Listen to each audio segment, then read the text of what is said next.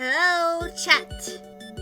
How are y'all doing on this fine Monday?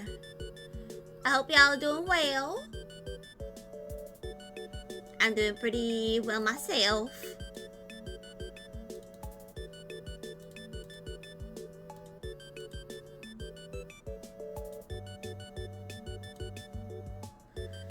But yeah, we doing some art today. So I'm gonna turn this down so it doesn't like fuck. So the song does not like completely override my thoughts. Cause that can happen. Also, I have a Sabrina right behind my drawing tablet.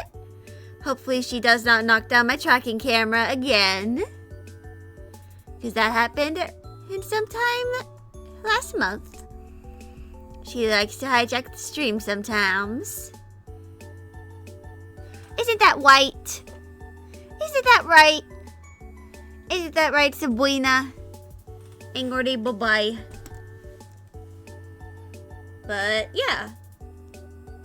We are doing some concepts for Math 2.0. So for context, this is kind of what I had planned for the hair. And if I'm able to like get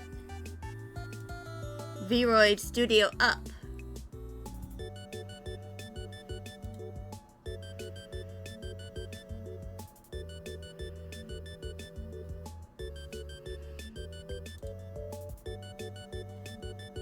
so this is the current idea that I have. Also, yes, cursor jump scare. The Orpal cursor jump scare of the century. This is the concept I currently have for how her hair is going to be kind of placed. Of course, I do plan on like updating some of these textures, like the irises. I plan on changing to what they're going to look like in my 2.0 model. Because I can't really do secular heterochromia with these eyes in, the software. But I can do it in Clip Studio.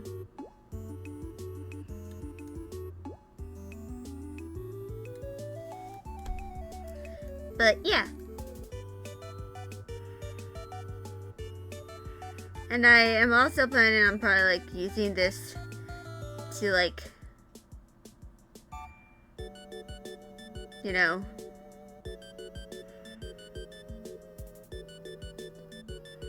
make concept, kind of like use this as a reference for when I, rig the 2.0 model.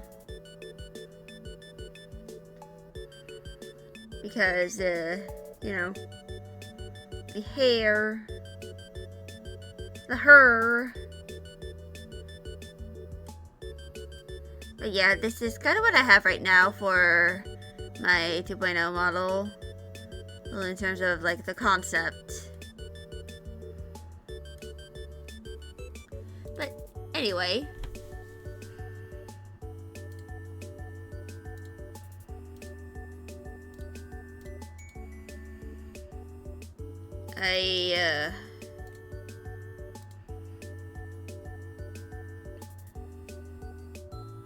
I've been trying to develop some kind of concepts for her outfit. So this is the first outfit I was going for, kind of like more formal. And this is kind of also like the first outfit I ever like had to make for the 2.0 like last year or so. Yeah, kind of like formal. And of course over here I have a skirt. And of course, this is kind of like based on a reference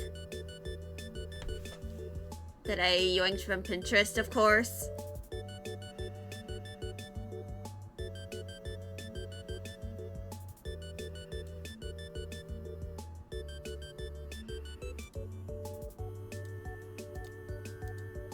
But there's also the concept art. I'm not fully sure what I'm going to do with her horns as of yet.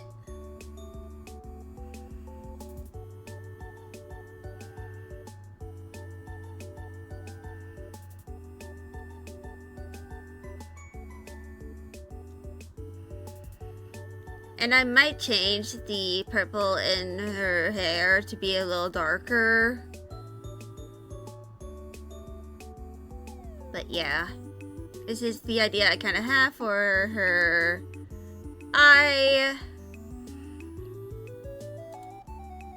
In fact, wait, no, that's the wrong file.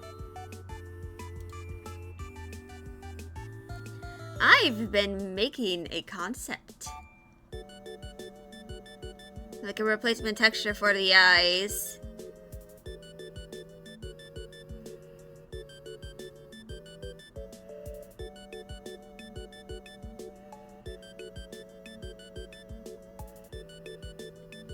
So yeah. I do need to add a few more highlights and more shading. But this is kind of like what I currently have for the eye. And of course, I also have the hair texture, which, hello Sabrina.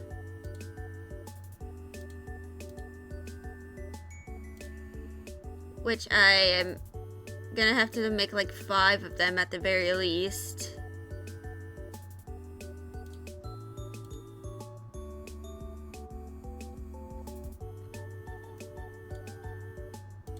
If I want to at least be somewhat accurate to like the hairstyle that I have planned.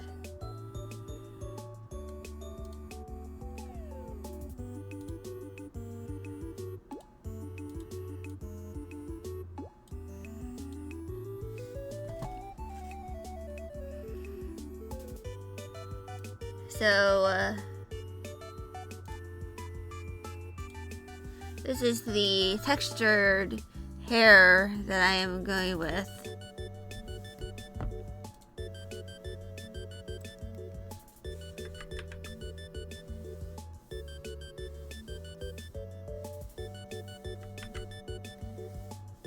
For the hair texture.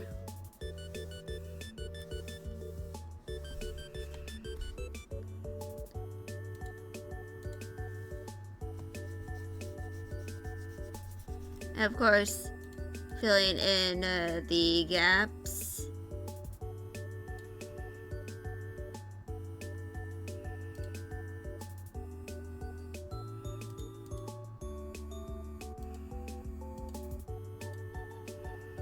And of course,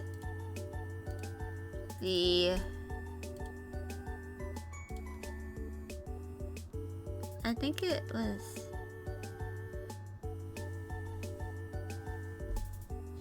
yeah. Hold on. Let me pull my drawing tablet closer to me. That end in case Sabrina tries to hijack my camera. It's not like, really like knocking down. I'm just gripping my tablet as we speak.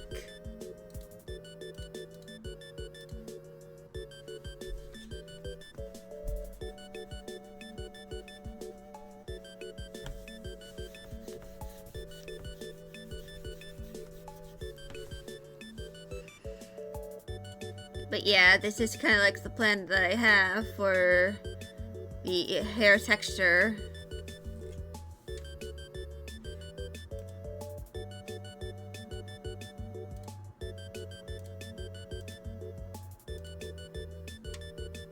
I believe it was 100.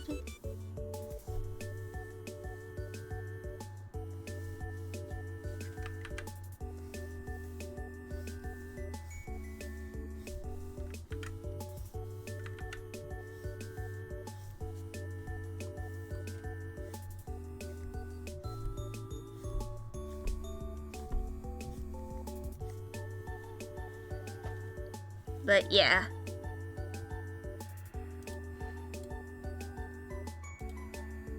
Clip Studio format. And of course, I am going to change this to the other hair colors once I get to those.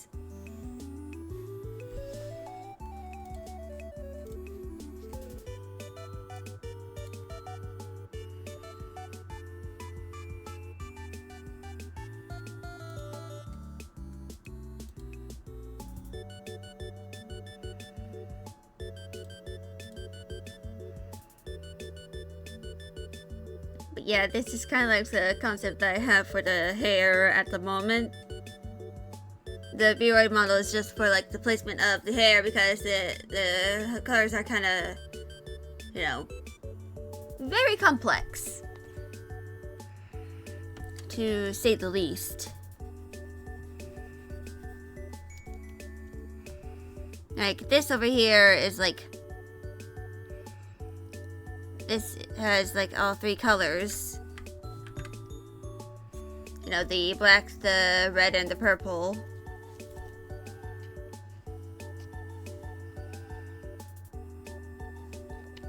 And I still need to do the tail.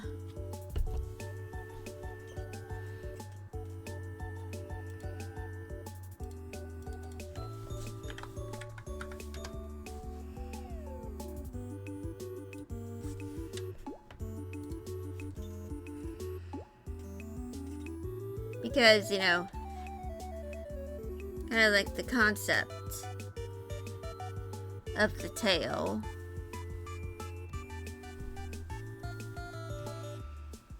And of course, the tail is going to be pretty fluffy. That's kind of an obligation for me. Because I love fluffy things. Like fluffy tails.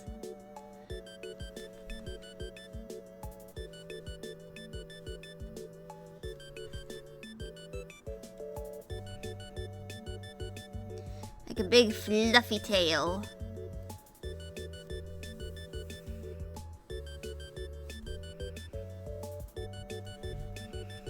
And of course,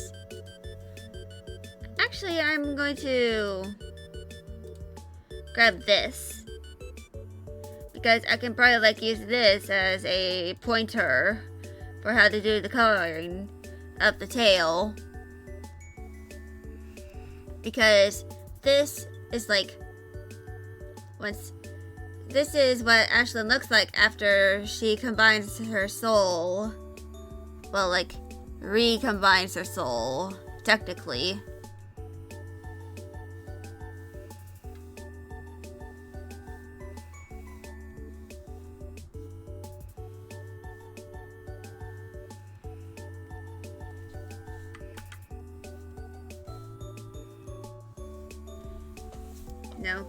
Because her soul was split in half, long before she was born.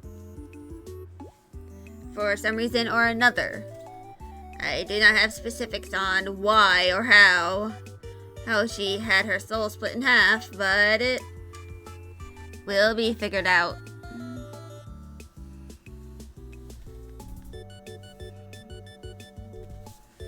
I might need to shift this a little to the... Yeah, that's better. Less wobbly. Hey, never mind, it's a little wobbly still.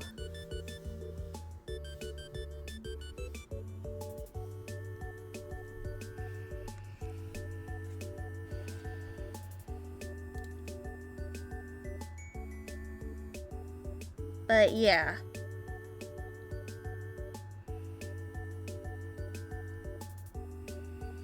I could have made this a little more straighter, but nothing really about me is straight. I'm not exactly the straightest scale out in the world. That title goes to someone that ain't me.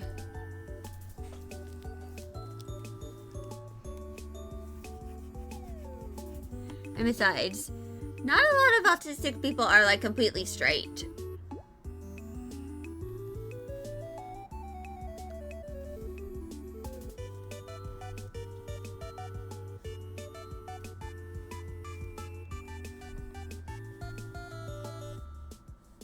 And my tablet is wobbling.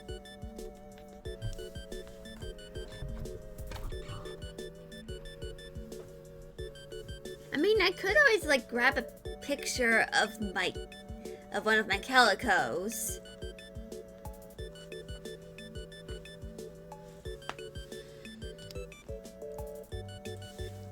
That would probably make this a little easier on me. And of course, I might make a, like, for the tail at the very least, a simplified version of the coloring. So that y'all don't have to, like, bother with the details. If you want to make it just, like, this round thing, you can just do that if it's easier for you. And you don't really want to bother making all the little fur textures. Which, I understand. Some people don't like drawing a whole bunch of details. That's why not a lot of people draw robots. Or mecha. And of course it's always good to, like, branch out your art. But that is once you are comfortable with branching out. Like, you figured out, like, how to do the stuff that you are able to currently do fully, or as comfortable as you are with it to, like, go onto something else. Like, okay, I have figured out how to draw humans. Maybe I can try, like, trying to draw some robots. Or, like, android characters.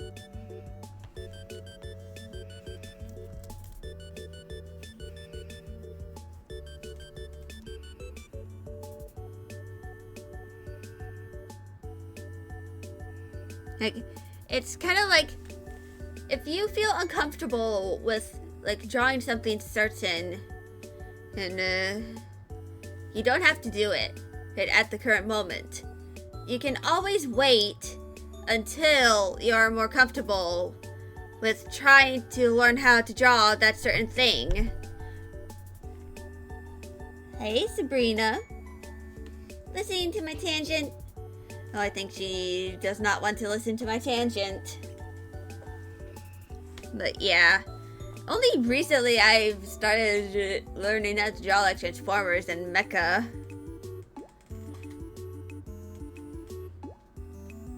And if you want to learn how to draw armor, it's always a good idea that you can, like, try and learn how to draw Transformers or something like that. Will it be good the first time? Absolutely not! Have y'all seen my first attempt at drawing Drift? Hold on, I'm going to get it out, actually.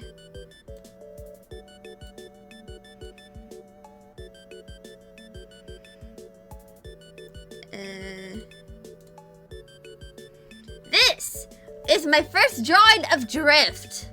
Like, my first ever drawing of a Transformer. It's bad! It's bad! It's really, really bad.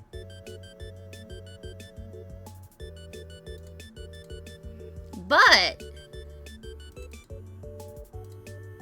as y'all can see with the plush, I improved over like several months of having this hyperfixation. And that's the most important thing. You will not be really good the first time you try something. It's perfectly alright.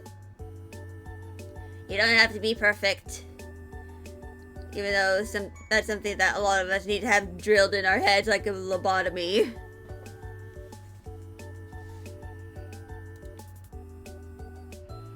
But yeah, if you want to learn how to draw armor, or one, use historically accurate references, and two, learn how to draw robots. Because all these little seams and details and stuff can like really help with when you eventually try to learn how to draw like armor. And also, I don't know like the full details, but apparently like in order to help prevent rusting of the armor, they used to like have like enamel designs over them, you know, over the armor, mostly to like protect it from the elements and make sure it does not rust. And rust is bad. It could lead to like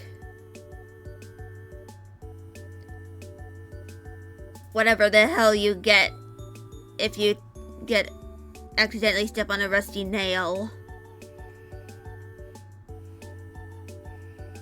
I forgot what it was. I forgot.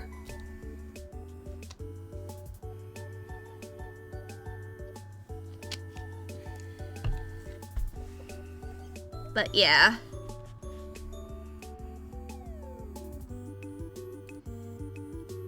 I mean, like,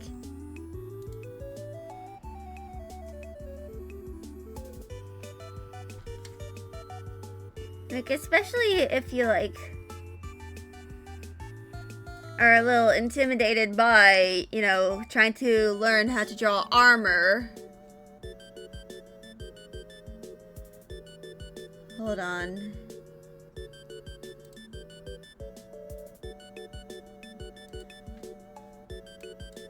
You can always learn how to draw like someone like him.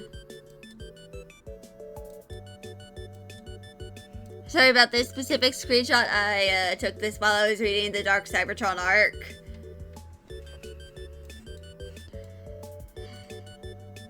And fun fact, I literally named this file To the Void He Goes.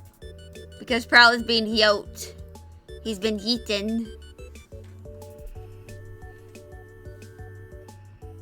But yeah.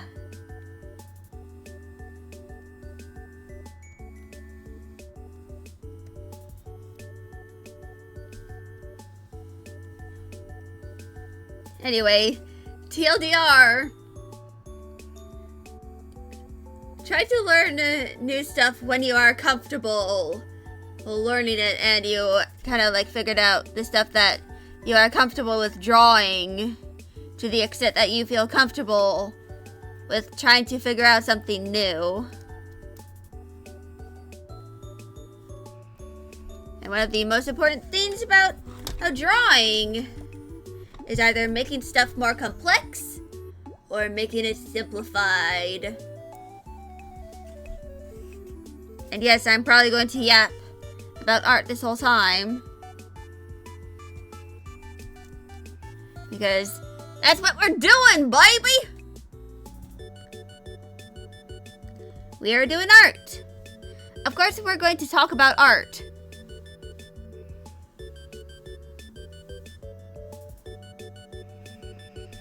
I mean, I do have to, like...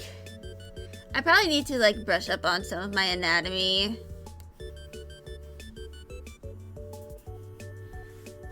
And I most definitely need to learn even more how to draw more plus-size characters.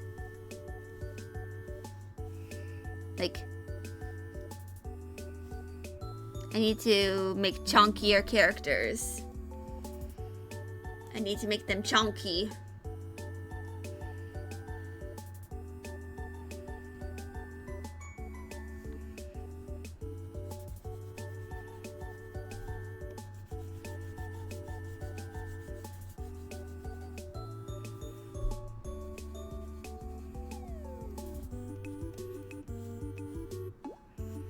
Also, for anyone wondering why I'm coloring this one differently, this is because this is going to be the red. And of course, red is lighter than black.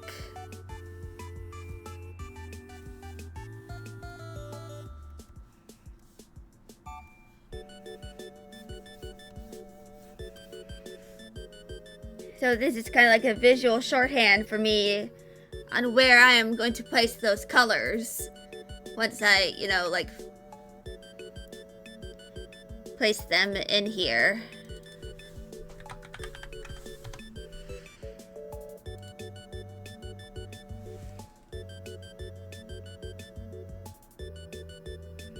But yeah.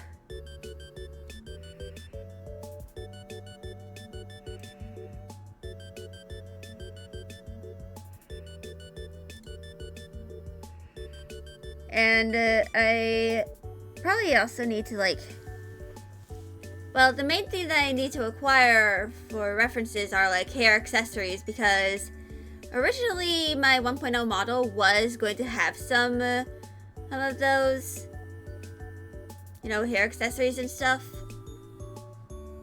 But eventually I kind of I didn't really want to bother with drawing all of them and then rigging them. So I decided not to include them.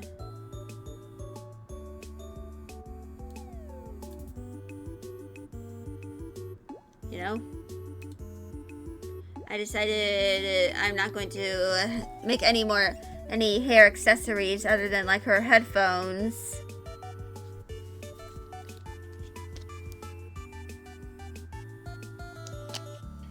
Which kind of sucks because there are some accessories that I want to add to her. Hair clips and stuff.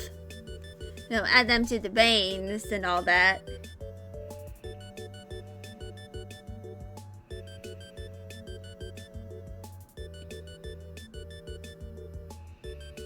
But yeah.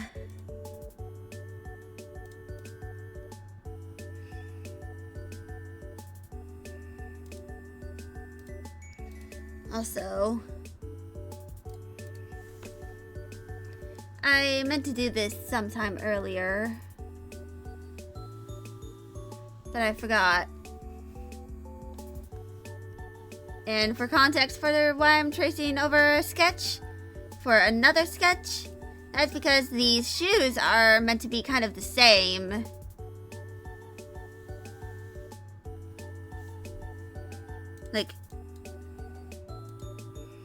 Not really meant to be completely different in shoes. Why? Because I am kind of lazy and don't really want to bother having different shoes for every single outfit, because I realistically do not do that. I regularly I usually wear the same pair of slip-ons. Until they are disgusting or completely worn down from me stimming all over the living room to music. Then I go and buy a new pair of slip-on shoes, usually in black. That's the most predictable thing about my fashion. I will almost always wear black slip-ons, and I will stim in them, or just generally wear them until they're disgusting, or I've worn through the sole, or the treads on the bottom of the shoes are gone. Whichever comes first. Or in that one case several years ago, back when I was a Girl Scout, they get soaked in water and become stinky because of the rain. But I do also have a pair of combat boots, which I actually bought a few years ago for a Pokemon Scarlet and Violet cosplay, cosplaying as a UVA Academy student. Which, by the way, when I was volunteering last year at, a convention, Like, on the day I was wearing that cosplay, there was someone else. Mind you, in a different department and in a different shift than me. Who was in a Pokemon Scarlet cosplay, as in a Naranja student. And he kind of like pointed it out. Like, hey! A little bit of convention staffer costume solidarity. Because, you know, staffers at the con I volunteer at, we're allowed to cosplay. You know, as long as it's, you know, within policy. Because there was someone in, I forgot what day it was. Maybe it was day 2, like on Saturday. They were wearing a, you know, Playboy bunny suit, and they were kind of like having some issues with the top because it did not have those invisible straps or like ribbon. So it was kind of like they were like having issues. And I did see them, but I didn't really mention anything. And they did kind of know about the problem. And I do not know who they are. But I kind of feel bad for them. Because obviously the cosplay they were wearing had some issues that could be fixed. You know? With like ribbons. Or just straight up wear a sweater over their cosplay. Like, they could have like, you could have like sewn ribbons on the front and back and had them like go over the shoulder.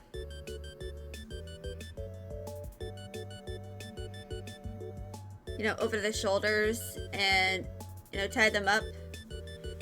And you wouldn't really have that possible problem unless, you know, the ribbons, you know, get untied. And then, but even then you could like do something else. Probably like, you know, elastic straps with a ribbon sewn on.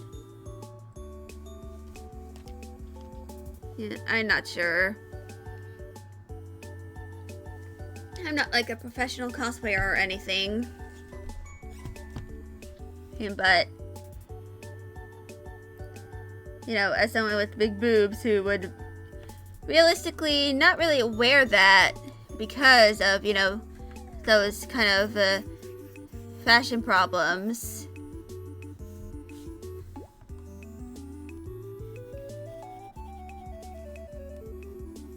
I want to at least, like, I at least know that there could be solutions done to, like, help make sure the cosplay remains in code.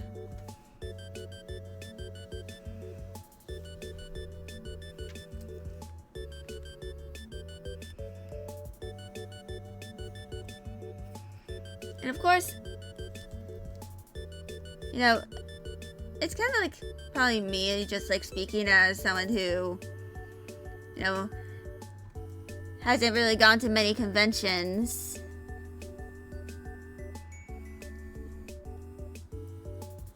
But I feel like some cosplays could like easily be fixed by like adding like invisible elastic straps or like ribbon straps so that there's not as much risk of, you know, the top falling and showing off what should not be shown at a convention. Because, you know, at my the convention I volunteer at, there are also kids. And like some of the volunteers, like the gophers, are like 16. Like that's the youngest they can be.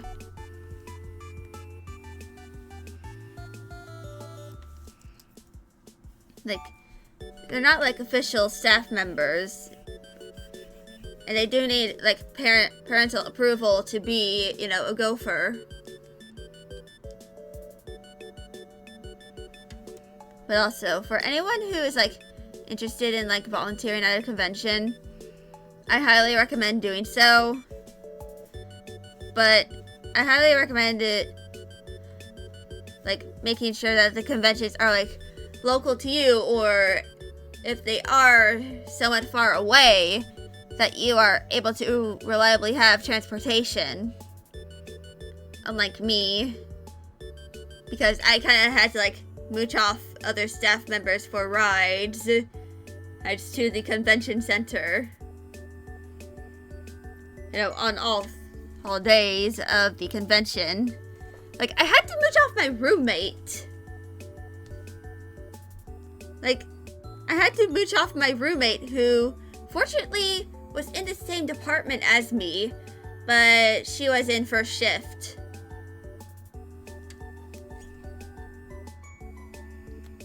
And I'm really glad that she did allow me to, like, you know, take a ride in her car to the convention center on Saturday and Sunday of the con. Because I was kind of stuck. Like, until like 9 a.m. on the first day of the con, until one of the more senior members of staff in a different department noticed me and was like, "Do you need a ride to the convention center?" And I'm thankful for that. Like, I know it can be scary to, like, get in a car with someone you barely know, but I didn't really know how to, like, call the shuttle bus, and I wasn't even sure if they'd be able to, like, reach my hotel, because I was at the only hotel that was not within walking distance, which meant I did have to mooch off rides, because I still don't have a license to drive. Partially because when I was old enough to get my license and permit,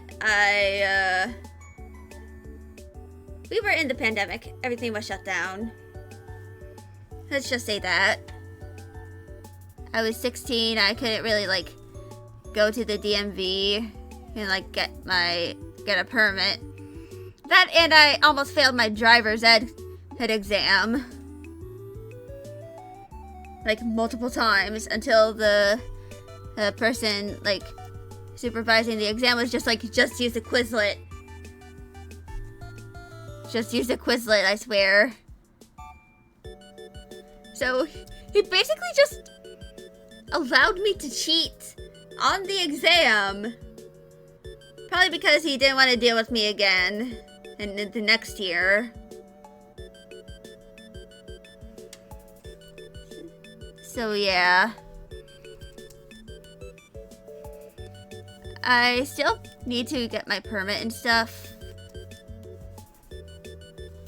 And I doubt that I'll be able to, get my license, because the convention is in 3 months.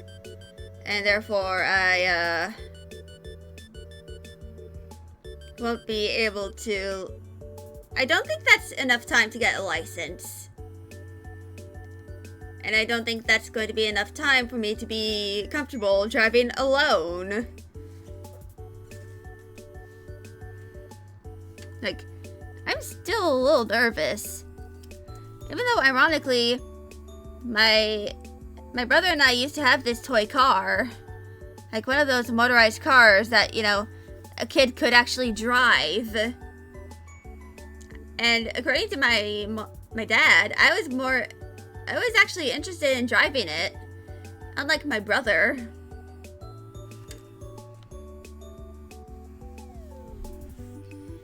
And it's kind of ironic now, because I am terrified of driving, because, possibility of, crashing, and, like, stuff out of my control and all that.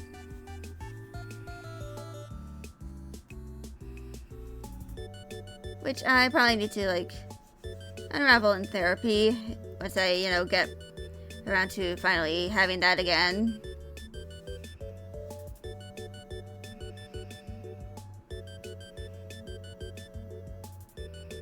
But yeah.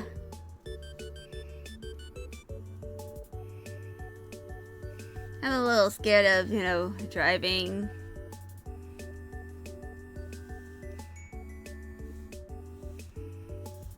But hopefully, you know, by next year, once I'm, you know, a little older,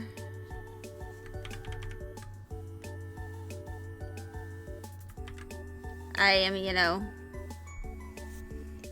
hopefully going to be able to drive, so I don't have to, like, rely on anyone else in order to get to and from the con. Because, you know, it genuinely sucks sometimes. Like, it's something I kind of realize now. You know, after, like, volunteering at a convention where I'm technically local, but not local enough that I can, like, walk to the convention center from my home.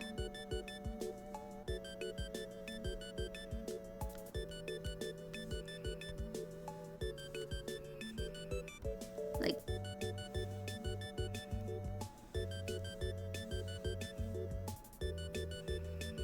I'm not really at that point, you know.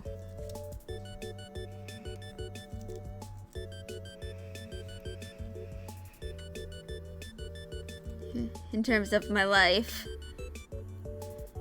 that I can really do that reliably, because I am disabled. I don't know how Adderall and me driving a car are going to mix.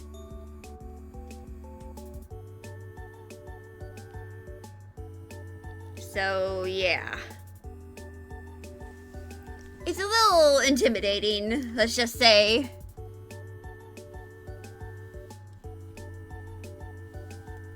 But luckily I, you know, have my mom. And I did not plan on learning how to drive from my dad because he's kind of a wild driver. Like, my grandpa literally scolded him for speeding.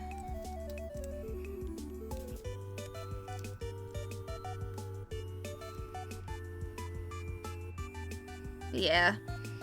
If I am going to learn how to drive from through one of my parents, it's gonna be my mom. I'd rather have my mom teach me how to drive instead of, you know, my dad.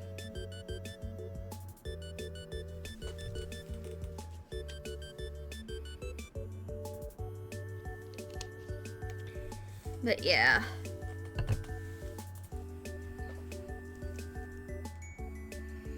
That's kind of just like me, though.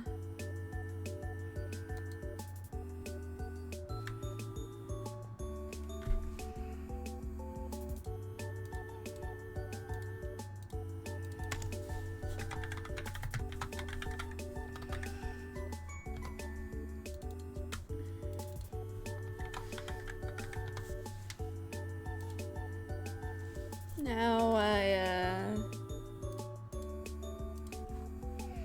need to do the symmetry for this, and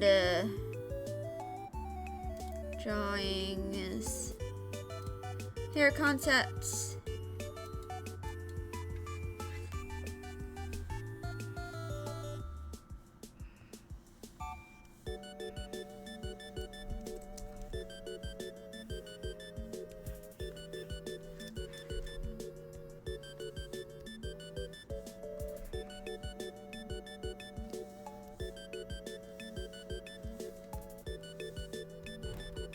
Ugh.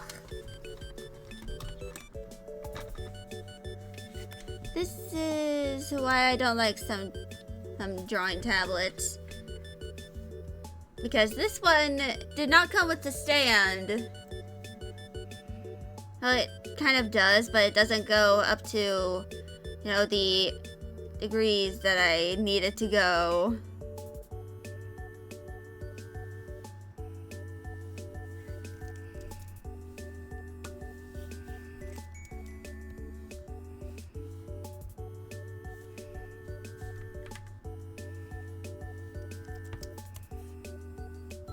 So I had to get a actual, you know, stand for this.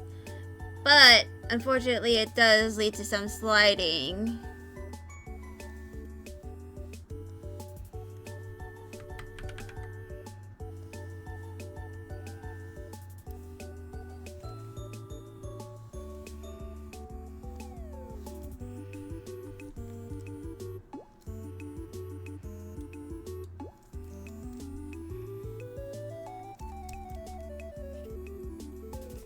But yeah.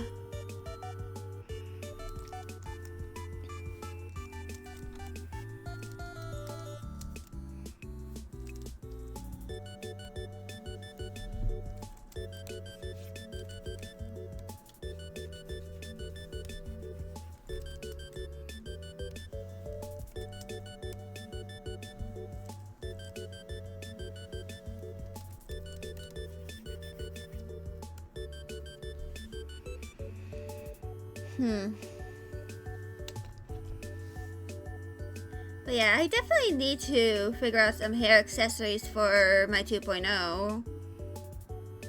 Of course, I might add like a ribbon or something to the tail. Especially for this outfit, since it's going to be a little more formal.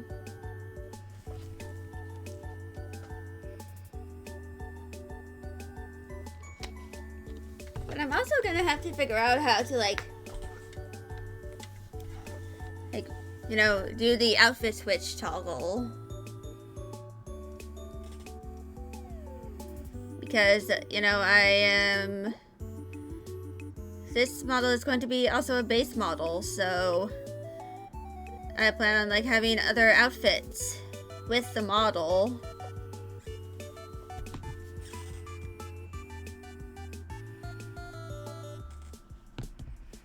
And that it's going to be a little difficult for me.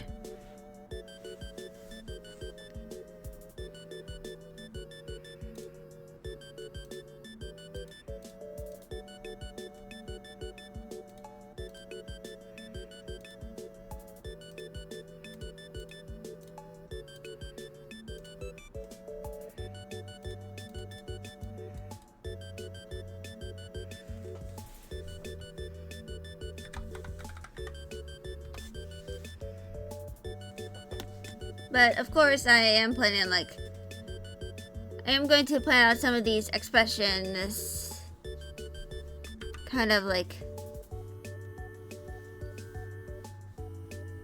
early on. So I don't have to like try and figure out what they're going to look like when I, you know, start doing the model rig.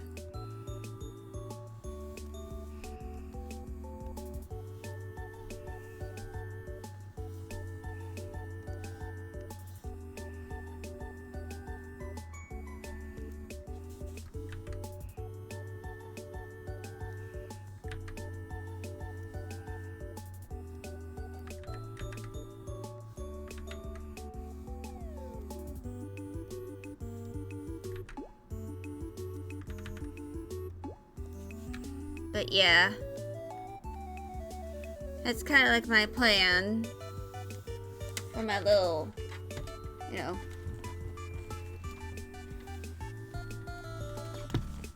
.2.0. I'm planning stuff out.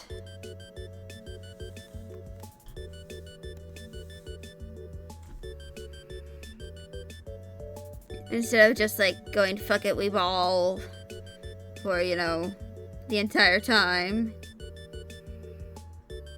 I'm actually planning stuff out.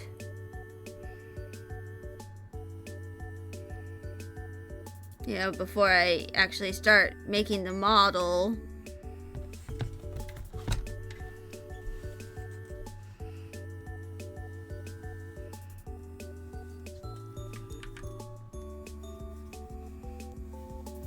Like, you know, some of the expressions.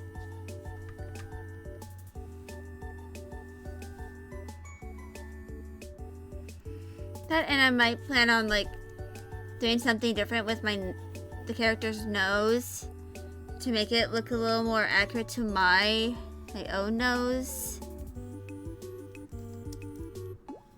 I might need to, like, take a selfie of myself, you know, kind of turned a little to the side.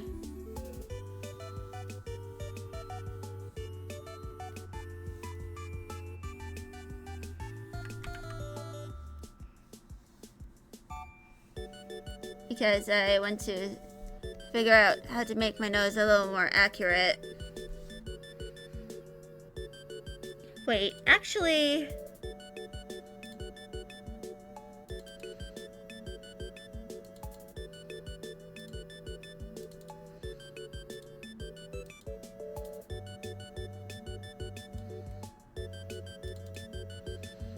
I actually have some.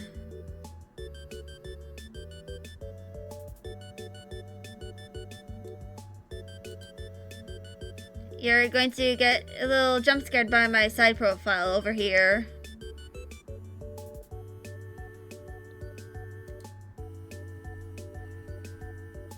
So, yeah. As you can see, my, let me get this. This is kind of like how my nose looks like. It kind of like... Now, this is like an actual assignment that I did in college, like my very first semester, I believe. We were meant to do like some textures. And y'all can see my fucking fat ass chin.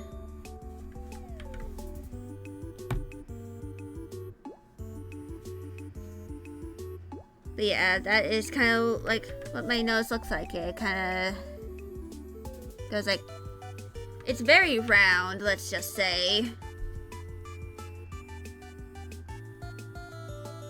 But I might have to take a picture of myself from like a 3rd degree, like a 3/4 view. Because that is probably like the most extreme angle that I'll be tilting. So I'm gonna have to make that as accurate as possible. Especially for when I, you know, since I plan on possibly redoing the head. And probably make it a little more realistic.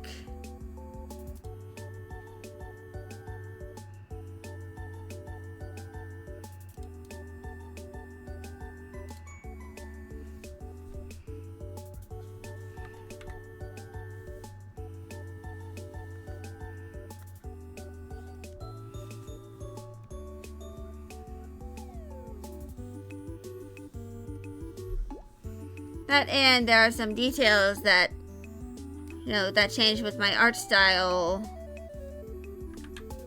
you know, as I worked on that, my 1.0 model for like 2 years at this point.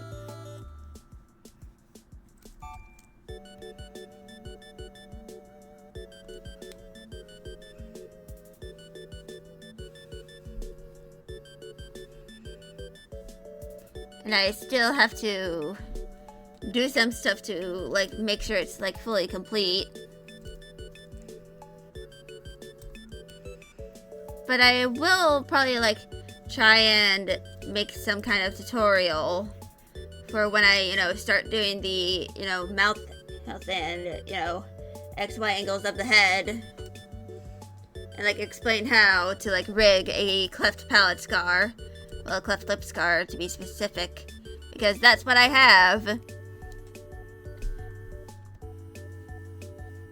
I did not have a hole in my soft palate. It was just a cleft in my lip that went down to the bone but was fused.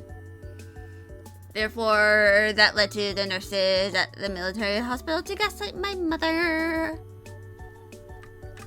into saying that everything was alright with me when everything was not.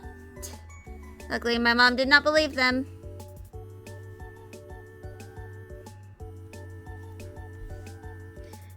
And apparently, there's like a little picture on the wall in the hallway.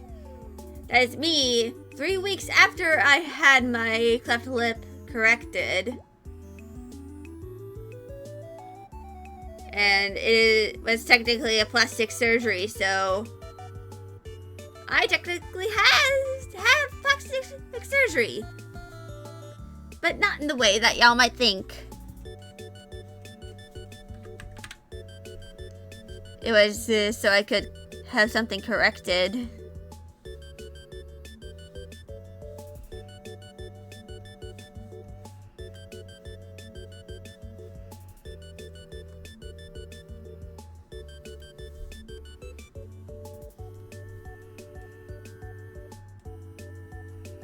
Also, this kind of looks like the Rizzler face. I don't know why. Also, I just saw a cat Neum in the backyard.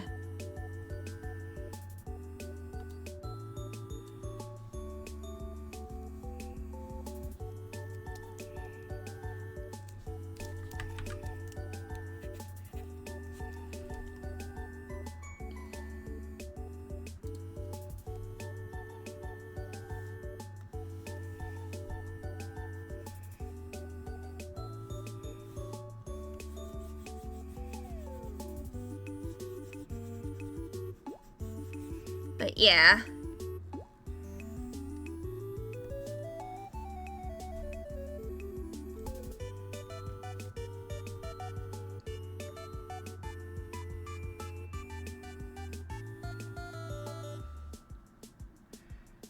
I just kind of like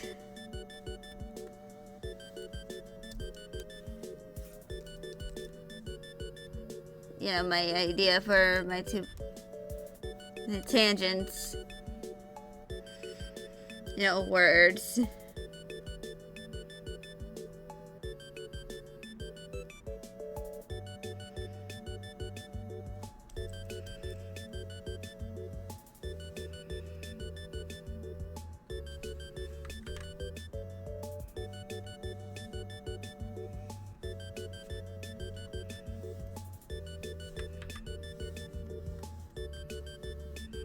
Also, I might not be able to stream on Thursday because we're gonna have our first hurricane of the year in my area, so,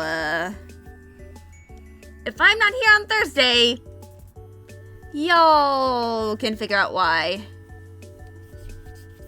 Because there's gonna be a hurricane.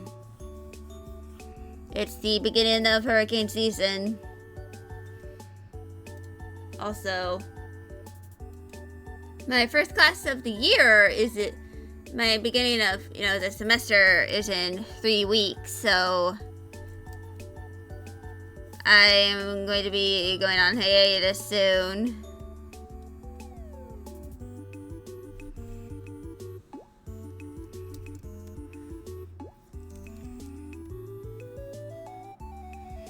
So in case anyone wonders where the hell I am from August 26th to October 14th, that is what's happening.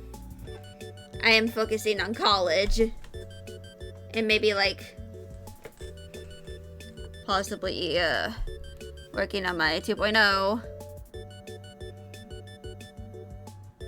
Of course, I am going to make an offline graphic for when I am, away. Technically, I won't be away, though. I have all my classes on Zoom. So, yeah. I'm not going to be, fully away. But I am going to be on hiatus.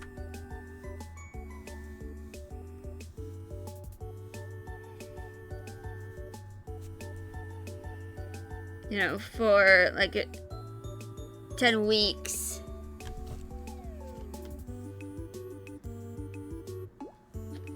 And of course, I will announce this, you know, on my Twitter and my Discord and stuff, that I am going to be on hiatus. Unfortunately, my classes are only 10 weeks long, so once that, you know, happens, I will be free for the next few months.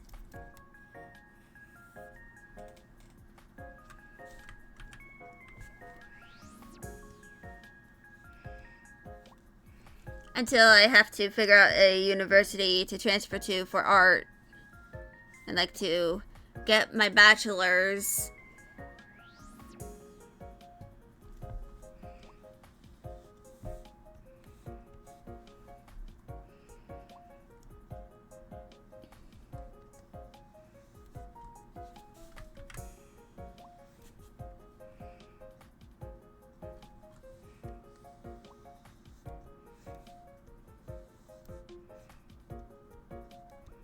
But yeah, I do plan on having like some references to my OCs in this model. So it's not just going to be like me.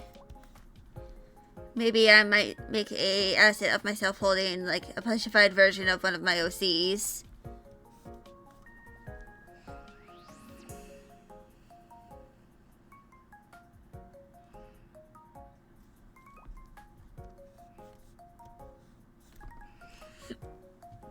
But yeah.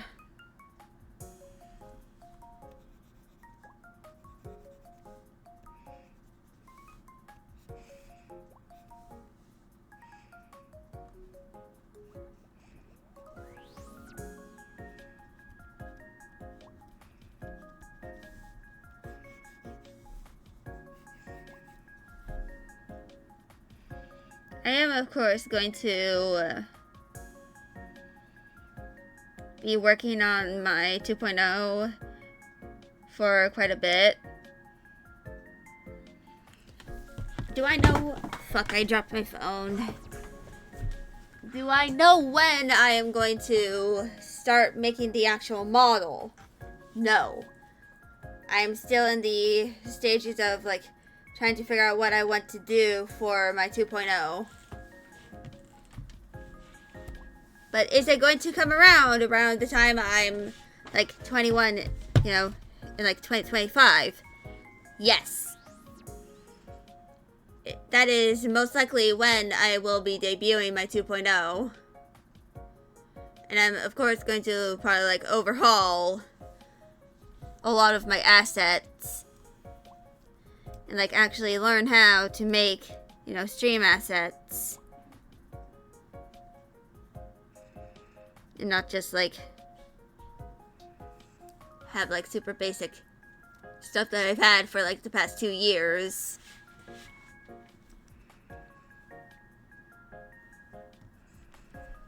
But regardless of that, I probably do need to like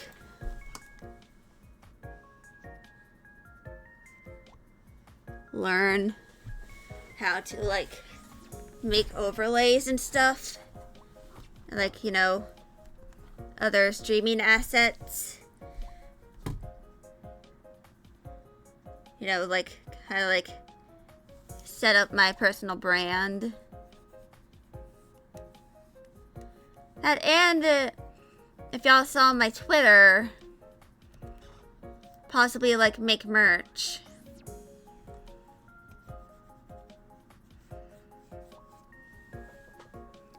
I mean, of course, I do have, like, plans to make kind of a, like, crossbody, like, high-capacity bag, which I might make into an Ida bag. Like, I'm not fully sure. But I do have an idea already. It's going to be pretty big. It's going to be like 14 inches long. Maybe even 15.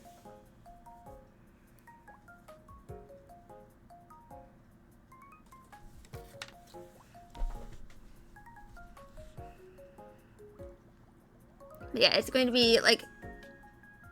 Unfortunately, bags are expensive to produce. So, it's probably not going to be happening anytime soon. And especially not at this point in my streaming career, because I'm not even at affiliate. Like, maybe once I've, you know, made a big enough audience, and maybe done a subathon or donathon, one or two, maybe then I'll consider, like, possibly making samples, you know, for a bag.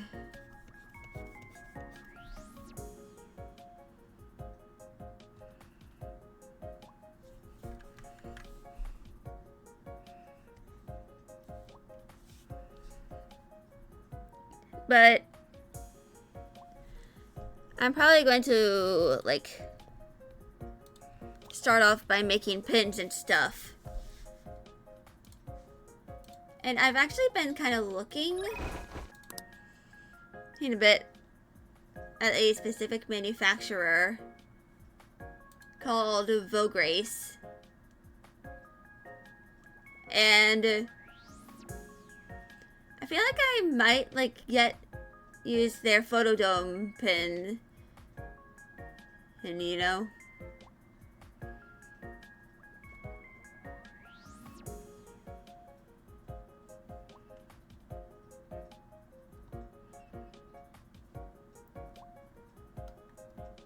You know, I would do enamel pins, but I really don't want to bother with, like, purchasing the Pantone stuff.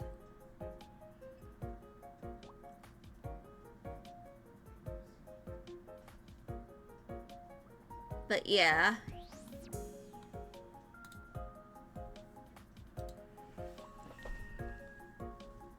If I ever do make merch, I'm going to start out with either making stickers, pins, or prints. And then maybe start branching out from there into, like, other stuff. Once I, you know, have a sustainable ability to, like, make more. You know, take more risks with it. Then eventually I will make the hat bag. And possibly more than one design for it.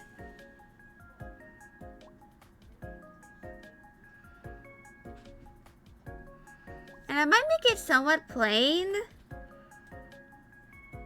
And probably give, like, you know, the owner of the bags the ability to, like, customize it with patches and stuff. So they can really, like, make it their own.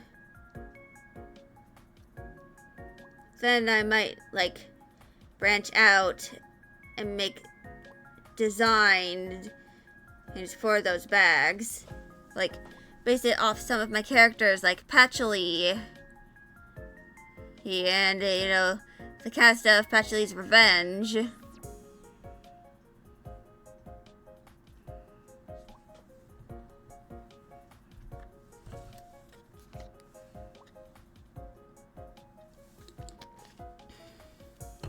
But anyway, I think I've been yapping for a while. And I'm going to take a little intermission. You know, so I can, like, stim a little bit. And, like, walk around. I'll be back in, like, 5 minutes.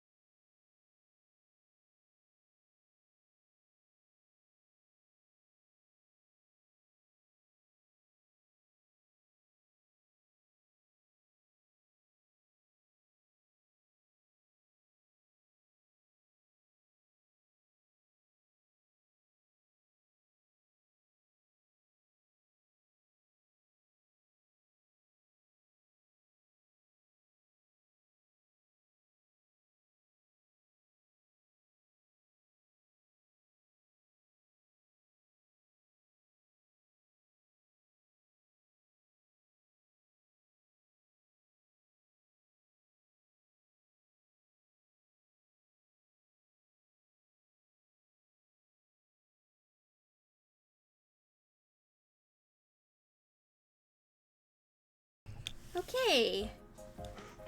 I'm back. Still a little sleepy. I don't know why I'm eepy.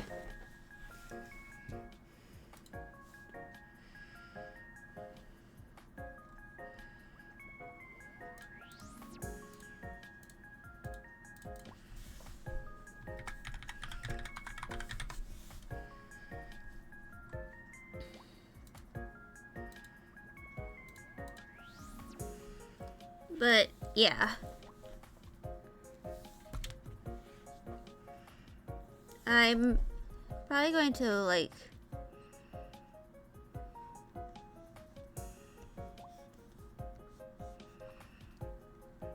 now this is like very basic concepts for like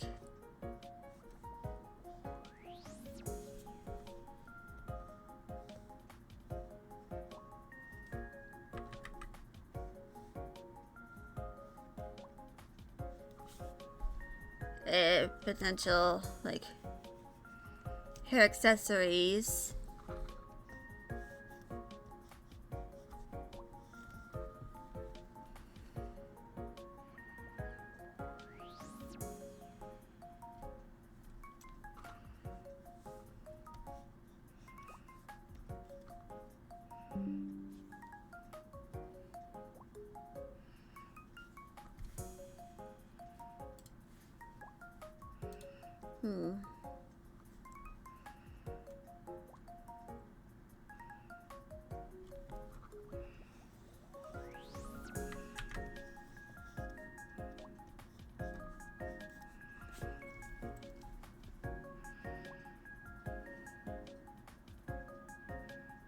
But yeah.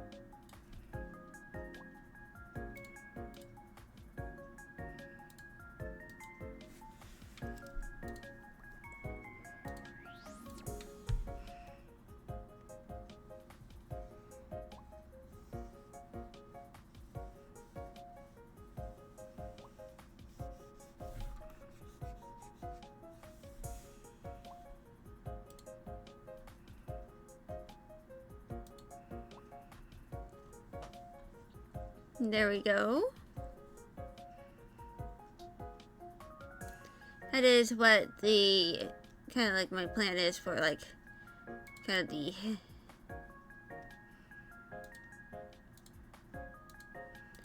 you know colors.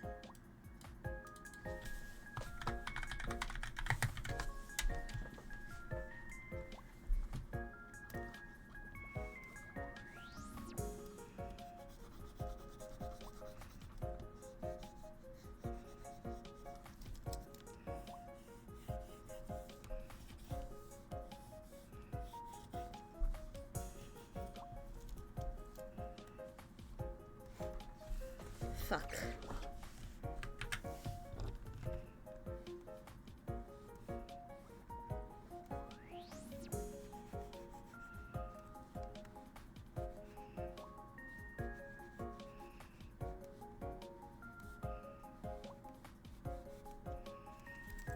But yeah.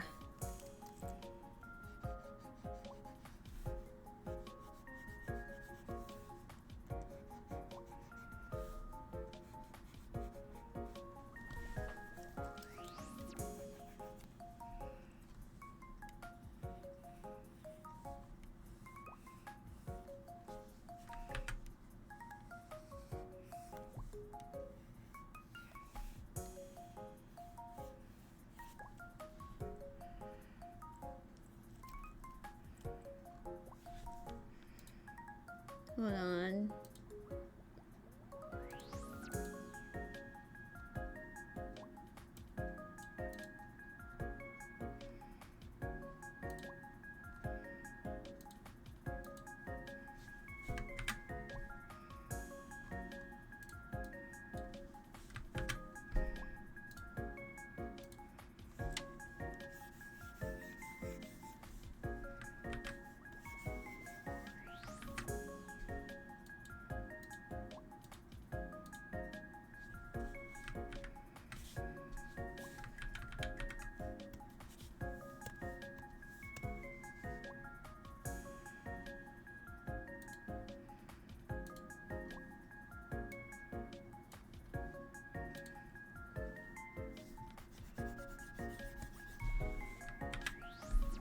Okay, I can duplicate this and then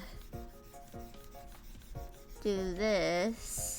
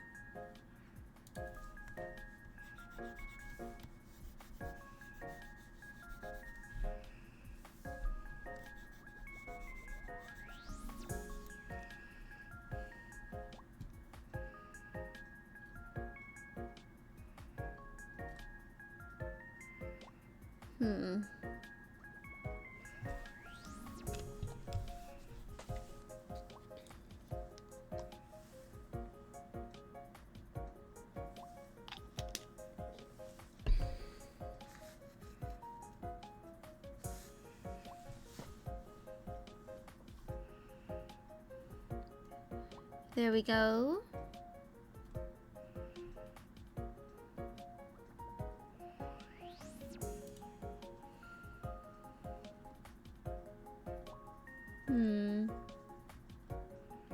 My mind is starting to feel blank. Oh no.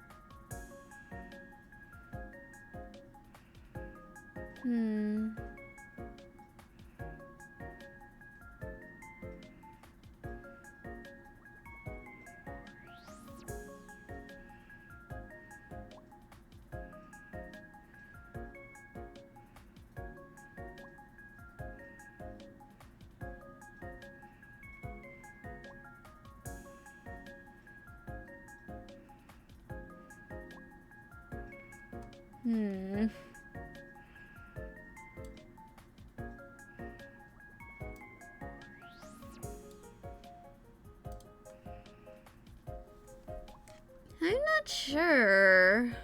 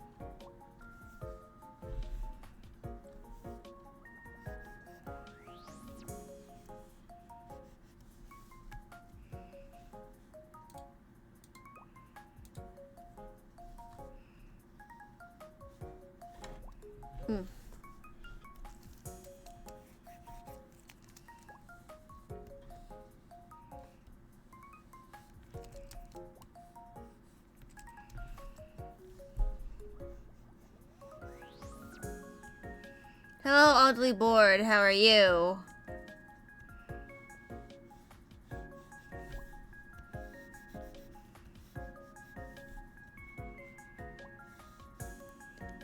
Kind of like I was trying to figure out what I was gonna do for like a few minutes.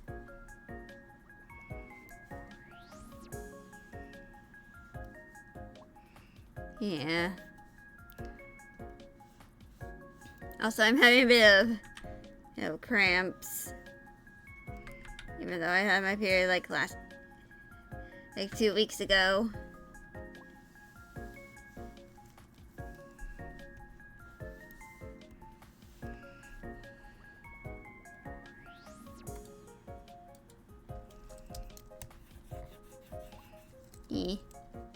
It's okay. I'm kind of used to it. It comes with the endometriosis.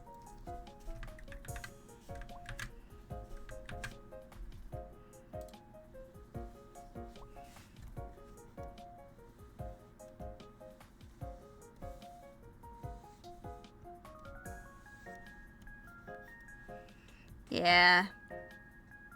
You guessed it. Might have been that when I said that. Yeah. Unfortunately, that kind of runs in my family, endometriosis. And I do plan on, like, hopefully getting a hysterectomy in the future because I really don't want to deal with all this anymore. I've been dealing with this for, like, 6 years. It's been, like, 6 more or 8 years.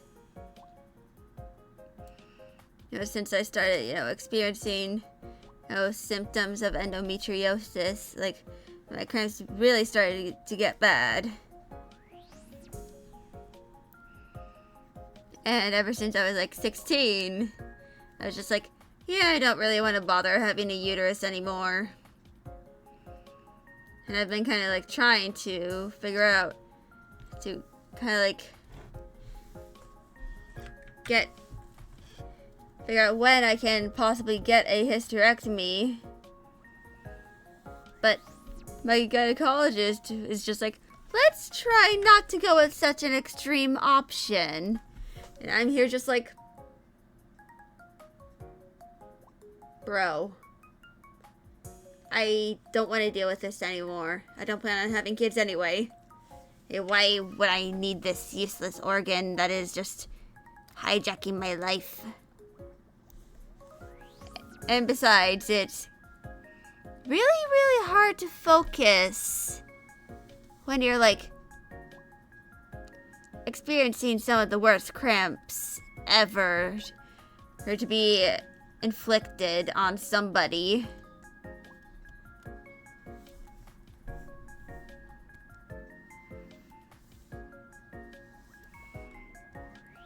So, yeah. Luckily, I am on birth control, but I don't know how long it's really going to be helpful. It is utter hell.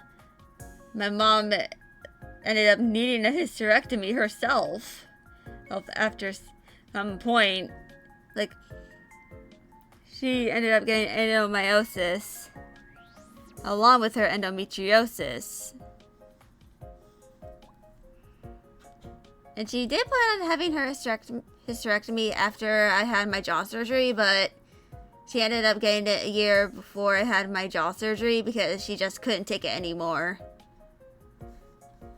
I couldn't really handle the pain anymore. And I'm kind of getting to that point, if I'm being honest.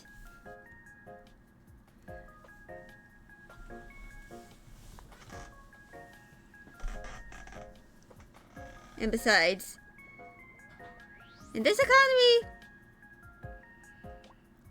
and especially given my several conditions and the fact that I can barely take care of myself, I don't plan on having kids anyway, unless I'm, like, adopting.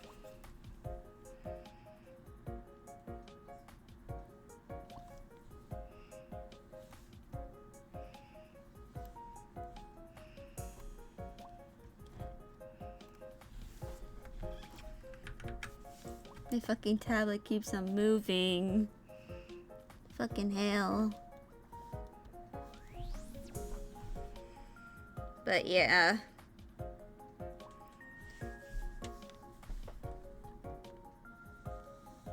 I honestly would rather have that hysterectomy because, you know,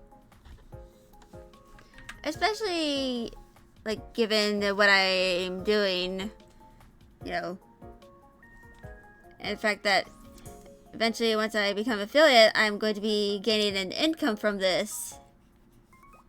And the fact that I don't think I can really hold, like, a standard job because of, you know, my disabilities. I think that having one less condition to deal with would be better for me than like having to deal with it until it gets to the point where I need to get it removed.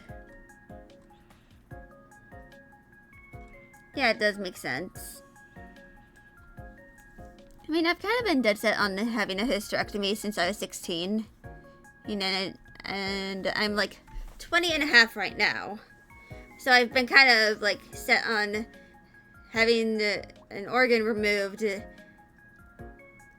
for 4.5 years at this point. Maybe even 5.5, I think.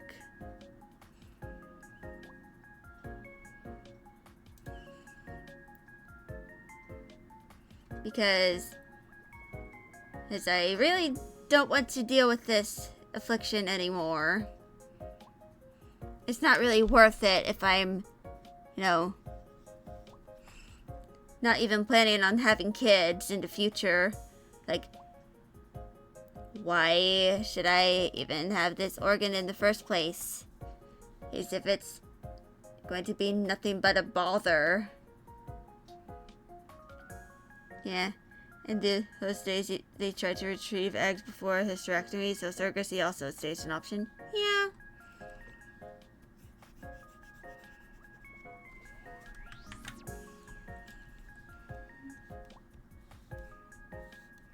That could always be an option.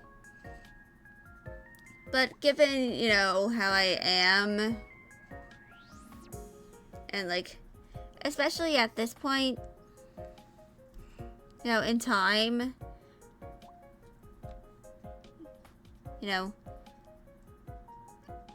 given how I inherited my endometriosis from my mom, I really do not want to pass that pain on to a kid of mine. I don't want to pass it down. Like, and especially given my sensory issues and like how children crying like genuinely starts making me feel incredibly nervous. I don't think I'm really suited to be a mother. Like, an aunt? I'm fine with that. But an actual mom? No. I'm not dealing with that.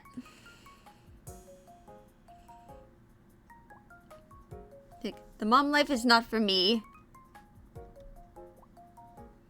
I'd much rather be the cool aunt or the aunt friend of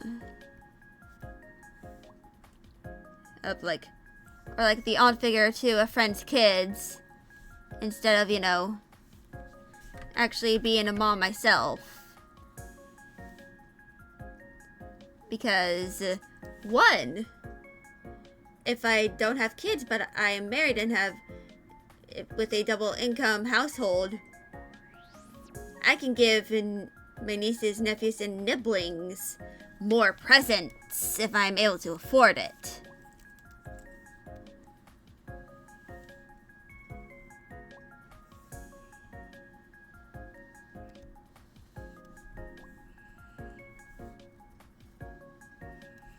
Like, I'd rather go with that route.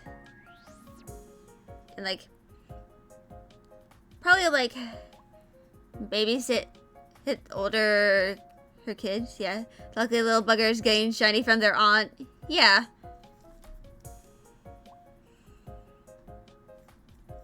You know. I don't mind, you know, being an aunt or like an aunt figure to, you know, a kid. I mean, I only have like one sibling, and I have no idea if he even plans on ever getting married or having kids. Because, you know, he's also autistic. You know? But, yeah. In terms of, like, children, I doubt I'm willing to have some of my own.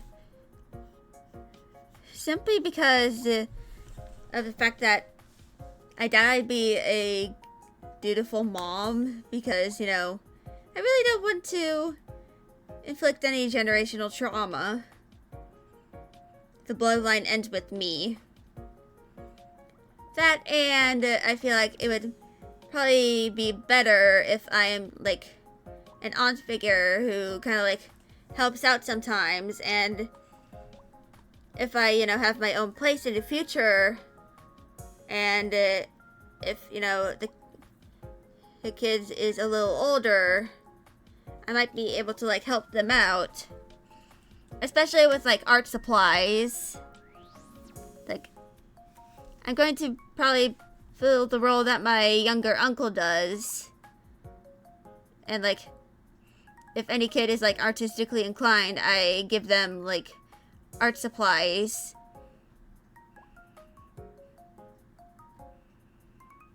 You know, as presents. Or just like stationery in general.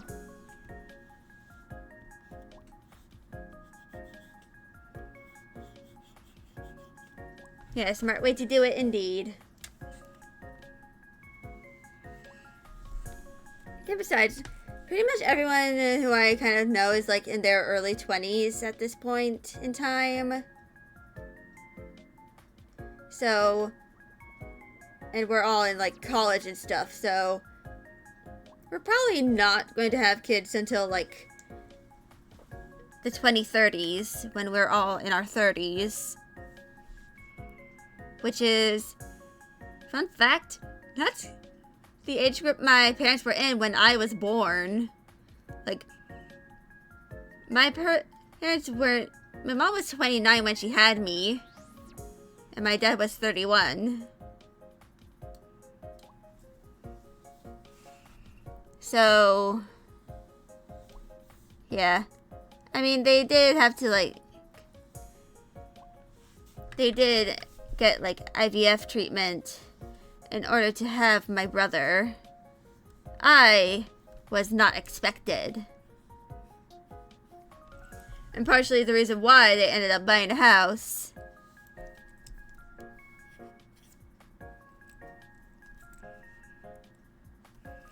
Which, yeah, the happy accident indeed.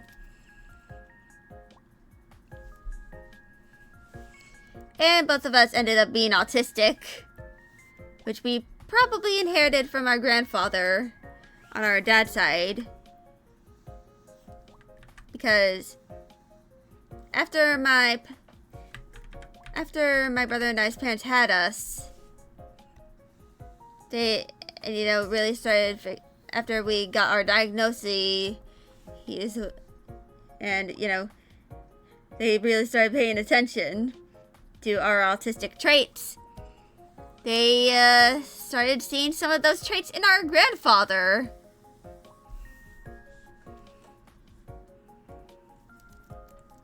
So, yeah. I have no idea if my grandfather is even willing to get diagnosed. He's like 70. Like, yeah. Isn't it usually the case if the older sibling is autistic, there's a 20% chance of the next and 30 plus for the next? Yeah.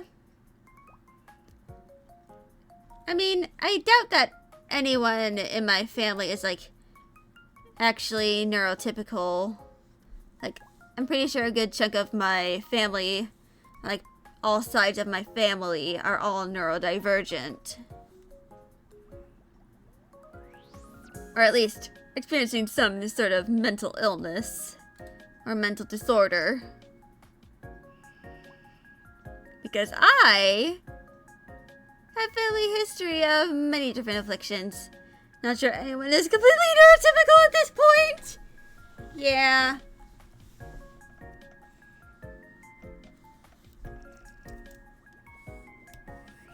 I mean, part of my mom's neurodivergence, well, many people actually assume she's neurodivergent, even though she claims she is not.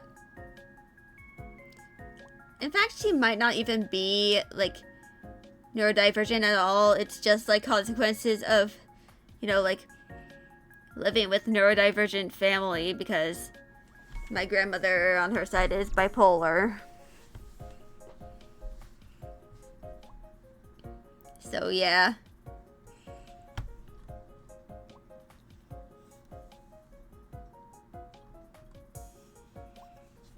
Wait, no. That would be inaccurate. I don't have upper canines.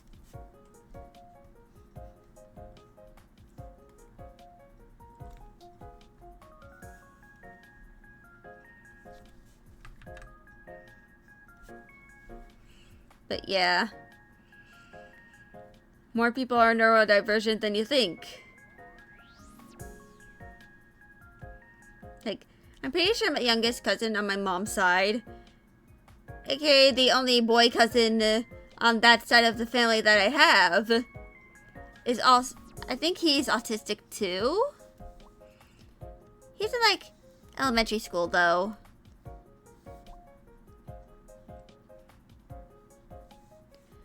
So, yeah.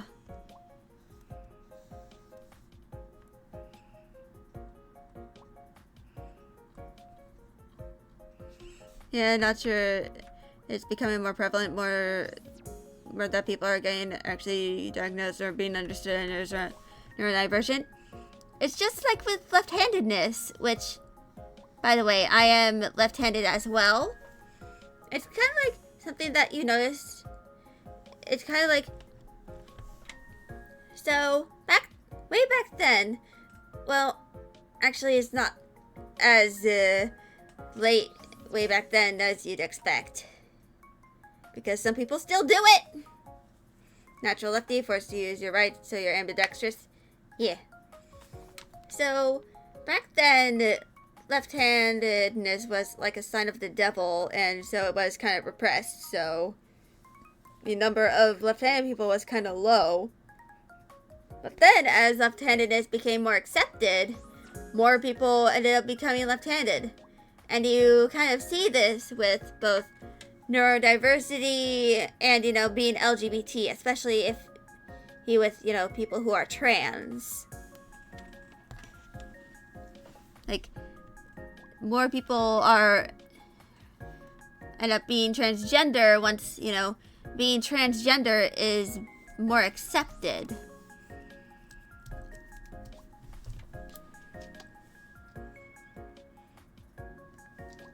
So it's very likely that the amount of, you know, trans and neurodivergent people has always been the same. It's just that now they are a little more accepted and have, you know, the resources, and they aren't, you know, killed as often, or like having their identity repressed by society.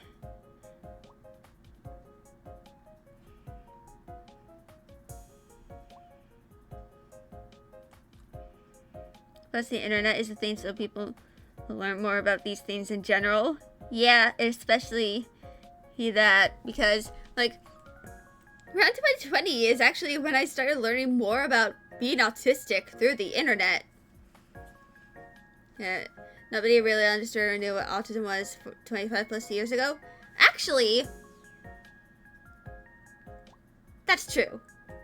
It wasn't until the movie Rain Man came out in, like, the 80s, I believe, when autism started becoming more well known in the eyes of, you know, average society. Because back then, the only people who really knew about autism at the time were those who either specialized in it or had a autistic family member. It wasn't until Rain Man came out in, like, 1983, I believe, that people really started learning more about autism. Then they just stuck with the Rain Man stereotype for decades and decades and decades, and never even considered, hey, what about other types of autistic people other than this stereotype that many people still assume autistic people all act like to this day. Yeah, testing wasn't as common either, especially in some parts of the world. Yeah. In fact, there used to be laws preventing disabled people, especially those who are physically disabled, from even going outside, I believe.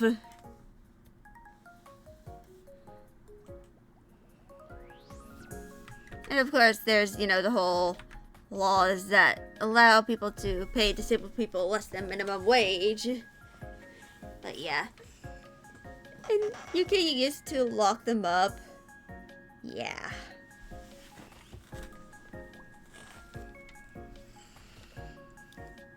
And that is how the freak shows happen. The circus.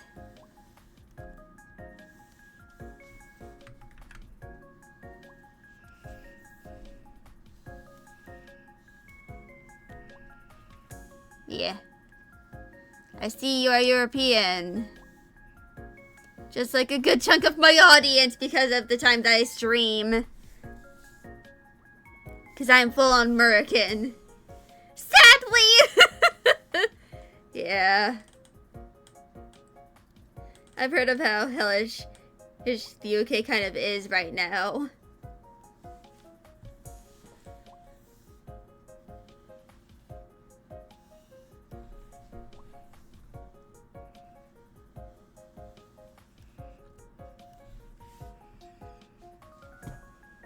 No comment.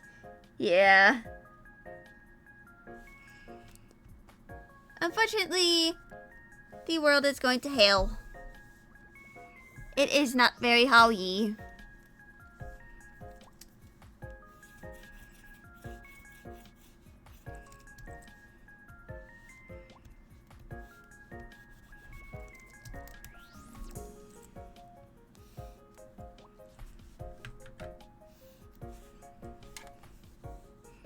The world is not very how-y at this moment.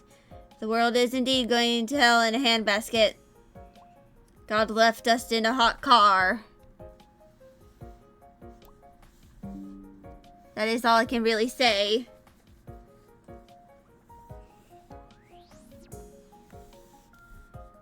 The world is an overheating car. And God left us. Why the hell am I even saying that? I'm not even religious. Even though I was baptized.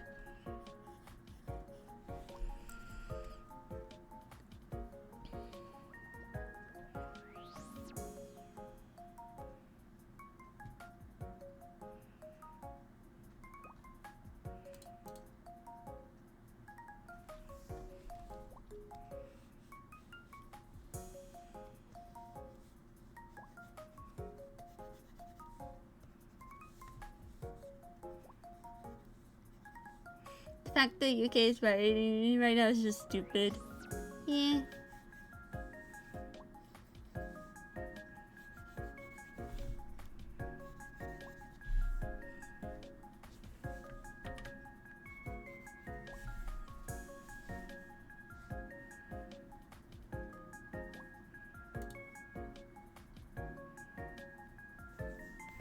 But yeah. The world is all going to hell, but at least some things can make it feel at least less hellish. Like, watching your local streamer or not very local streamer just yap. And yap and yap.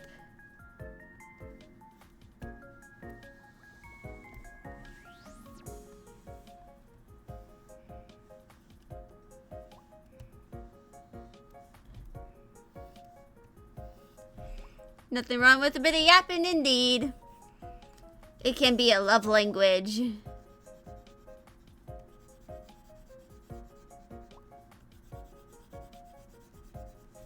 Yapping can be a love language, indeed I will.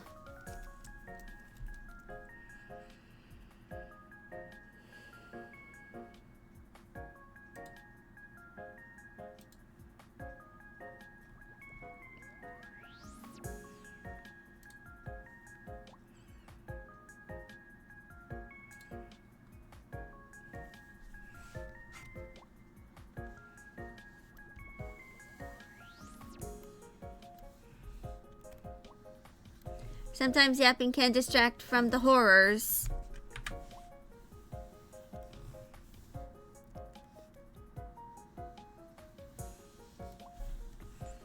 And sometimes we all need a distraction from the horrors.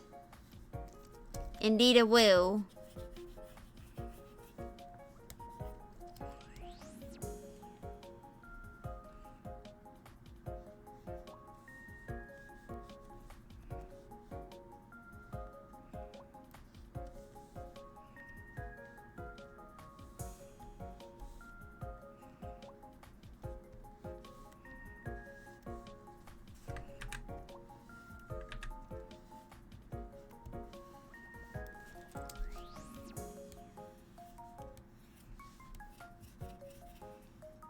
But yeah.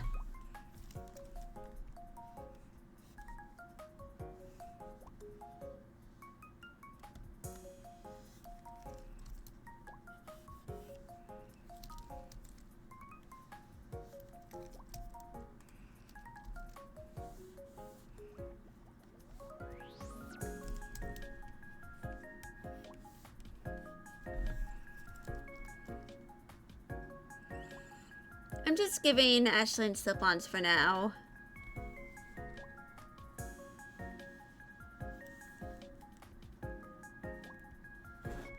Fuck.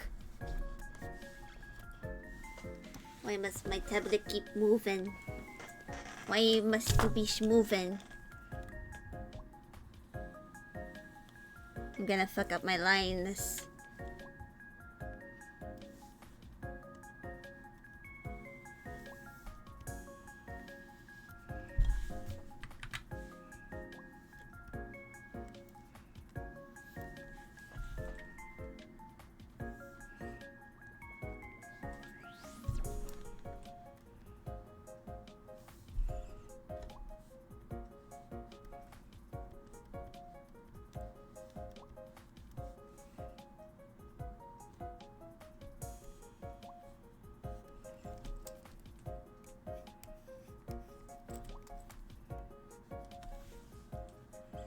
But yeah.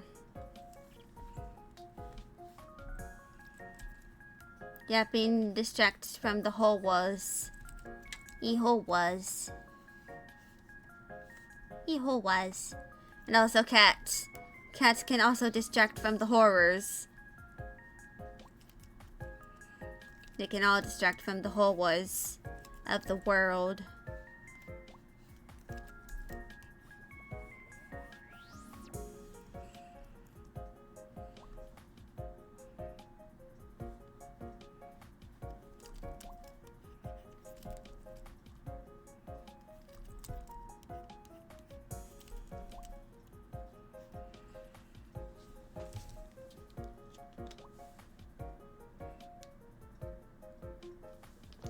Unless it's your neighbor's cat. Who's a horror of itself? Oh god. Yeah, cats can also be horrors.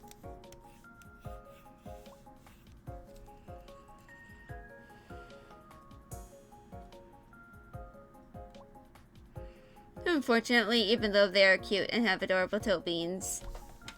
In fact, I have a cat in my room right now. She's just... Hi! She's just napping on my high spot of the bed. Cause she's silly. She's the silly angry baby. In fact, she was in the window earlier. No, in front of my drawing tablet. Fortunately, she has not hijacked the stream. This the cutest little thing until it kills everything it can in the garden, knocks things over and leaves, or breaks into the house because it can. Yeah, cats have no real sense of, you know, human property. They usually just think we're all just weird, tall, bald cats.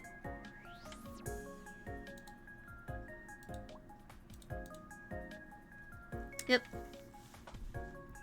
Glad we can agree on that.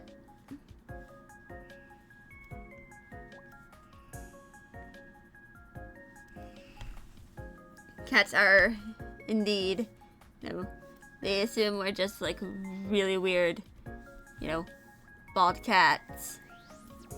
And apparently, yeah, you'll always be a dog person, but cats are hilarious. Yeah.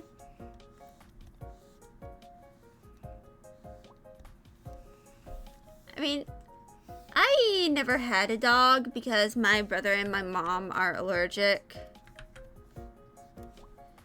But my neighbor has 2 dogs. One of them they adopted earlier this year. And sometimes I go pet them.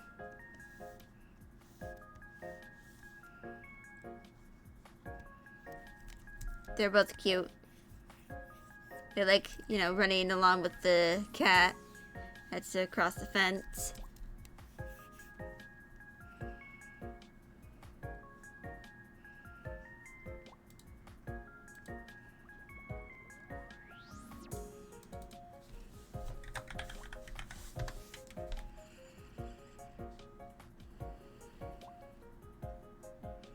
But yeah.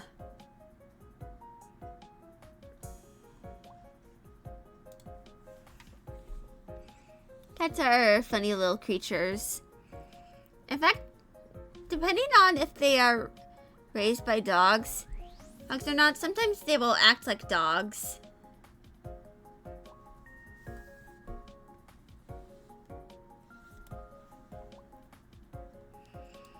Like, I'm not joking. Like, depending on if they're raised with a different animal or not, sometimes they will act like that animal. Yep.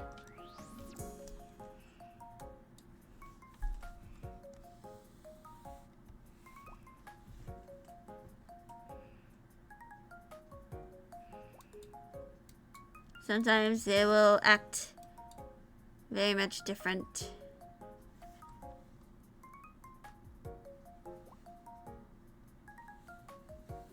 Like, I've seen this cat who is kind of like raised by bulldogs.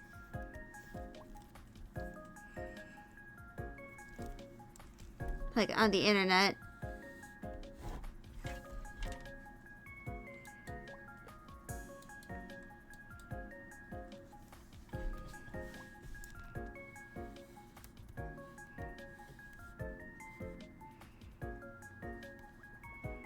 But yeah.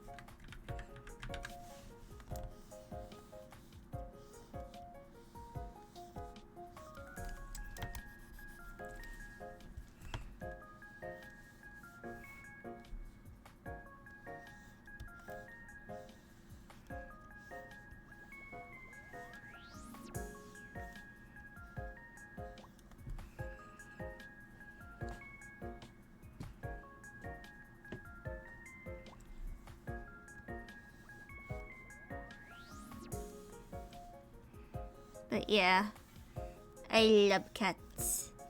They're little creatures. But to be fair, I am kind of biased because I've pretty much lived with cats my entire life. fucking goose! There's a goose in my backyard!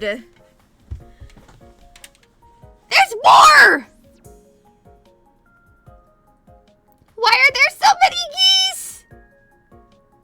Why are there geese? Why are y'all in my backyard? Walk away! Please walk away! Okay, they're walking away.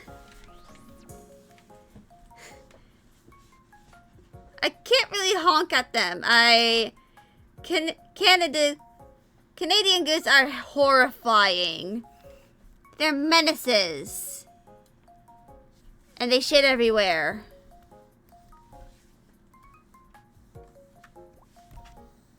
Guess someone left the back gate open.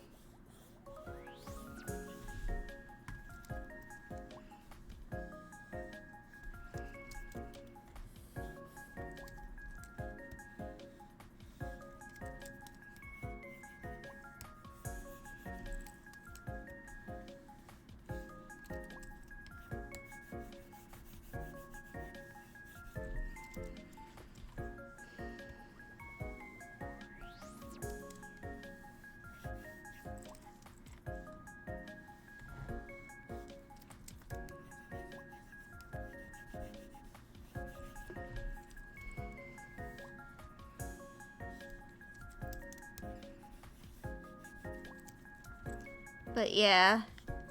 Luckily, they have left my backyard. And I'm honestly kind of scared of Canada Goose because I am allergic to feathers. I'm not joking. I am actually genuinely allergic to goose feathers.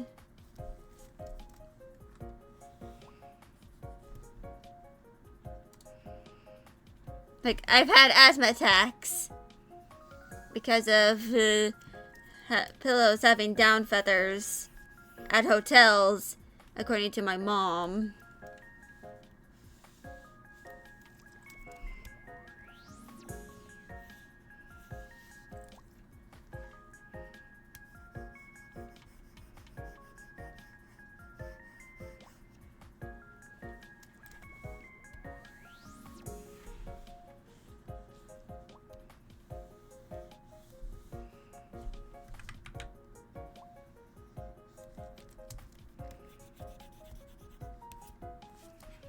But yeah.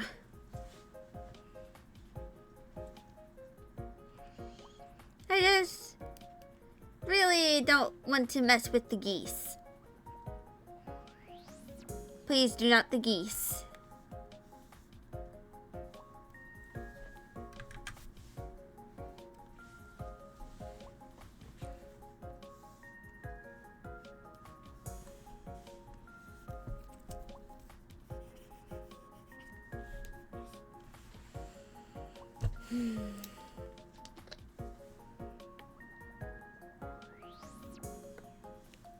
And that is not going to be the last time I will ever see geese in my backyard. It was not the first, and it will not be the last.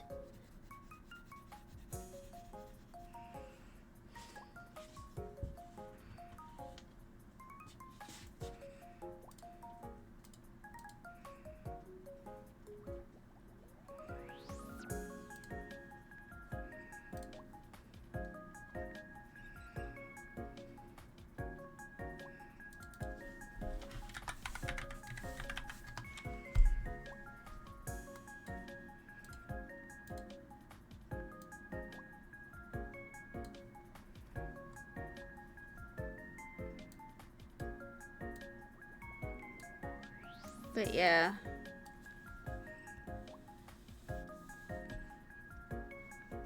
I'm not going to mess with the geese. But at least they have not walked into my house. If they did, that would be a problem.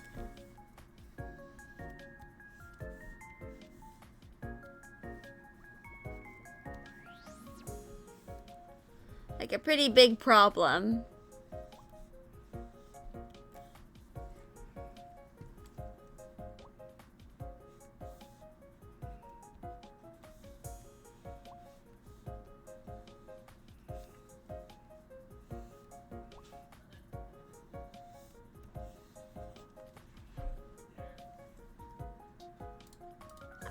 was drawing on the wrong layer this whole time.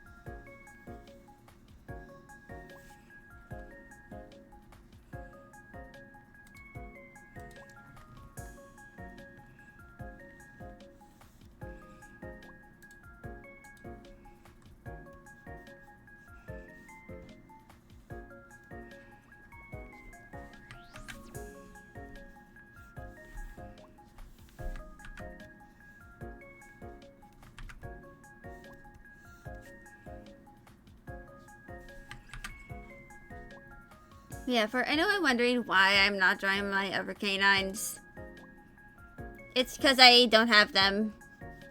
I haven't had them in like almost a decade.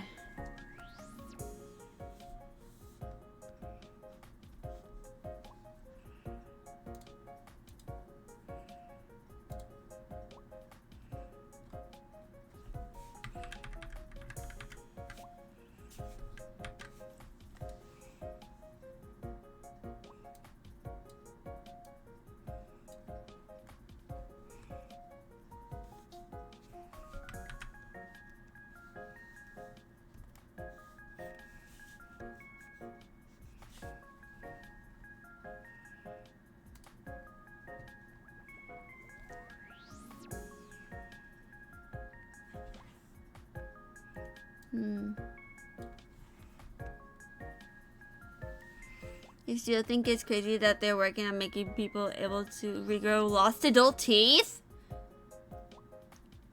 What? They're what?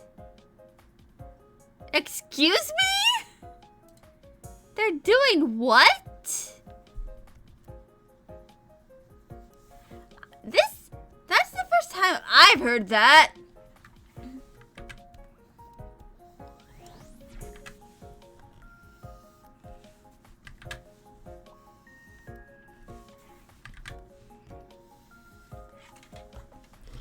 I'm still shooketh that I fucked up my line several times.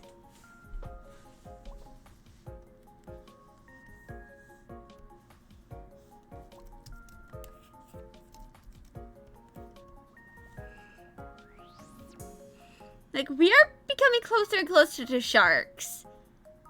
A Japanese scientist found out that you can technically do it? Holy shit. That is fucking weird.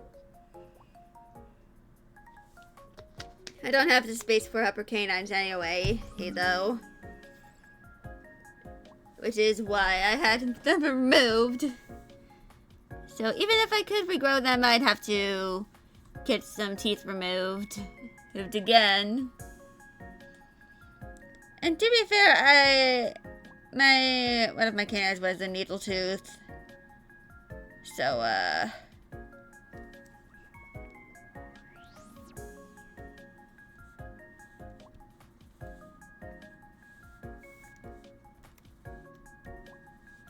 yeah. That's what happens when you have a cleft lip that goes down to your bone.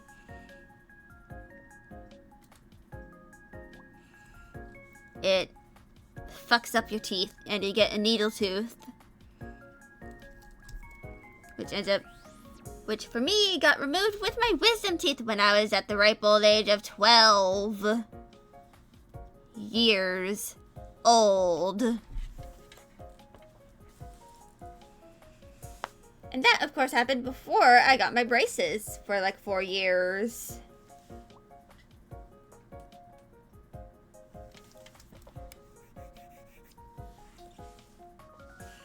You wish they'd removed your wisdom teeth? Yeah. Luckily, I didn't have mine for long.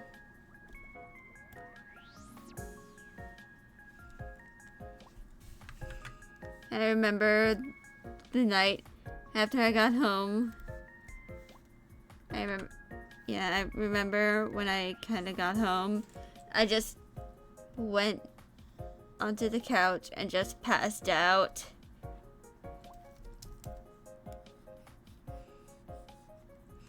And then I proceeded to binge watch Madoka Magica. Because I had nothing else better to do.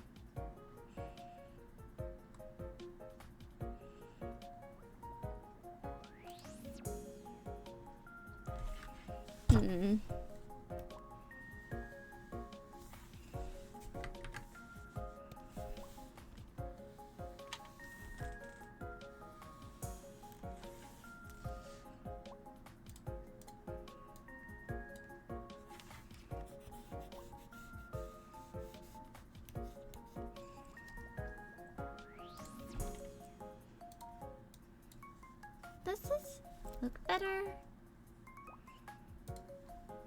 I think this looks better. I mean, if the wisdom teeth are leading to like no real problems, they probably like keep them in. But I had to have mine removed anyway. Because they might have caused problems given my small jaw. I have a relatively small mouth. But yeah.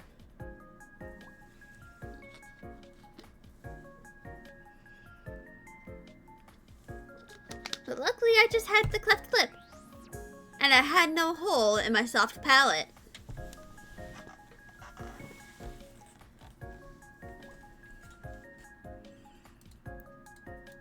I am still kind of pissed at the nurses for gaslighting my mom.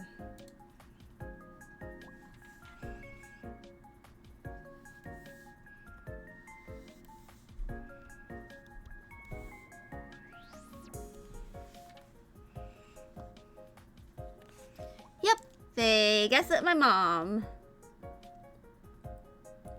So for context about me, my cleft palate was fused. Wait, no, not cleft palate, cleft lip. My cleft lip was fused together, so it wasn't like super obvious at like a glance that I had a cleft lip. And my mom spoke her concerns to the nurses after I was born. And they were just like, no, it's just cosmetic. She'll be fine. And eventually I had issues with like having the seal around, you know, the boob when I was feeding. And so my mom took me to like a specialist.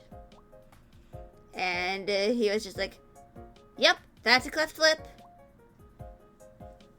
And then I had to have a procedure done to correct my cleft lip.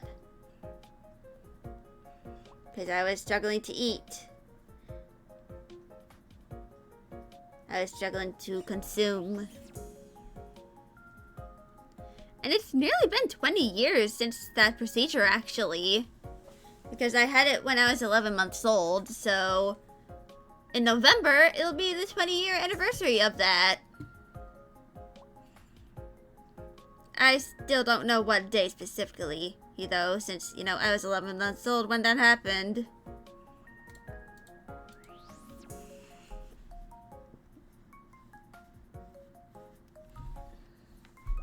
So, yeah.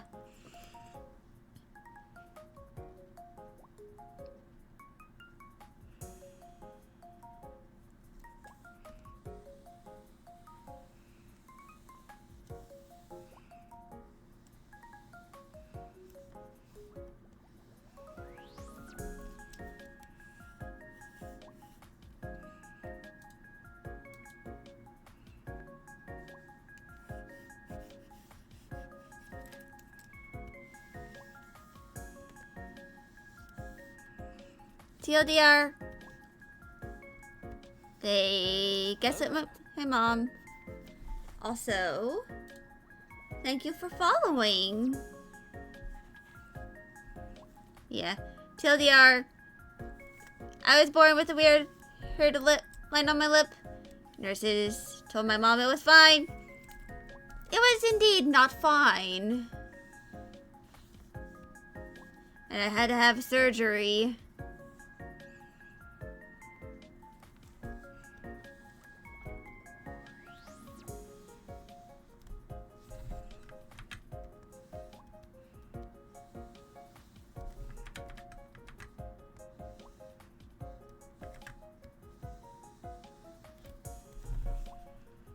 So yeah.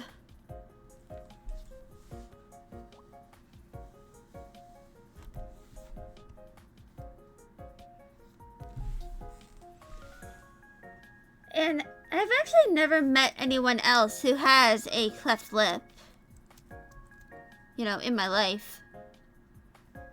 I've lived for like over 20 years and I still never met anyone else with the same affliction as I, you know?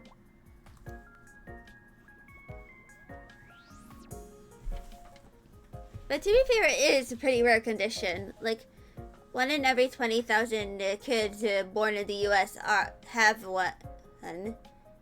You've met... Well, you've met one.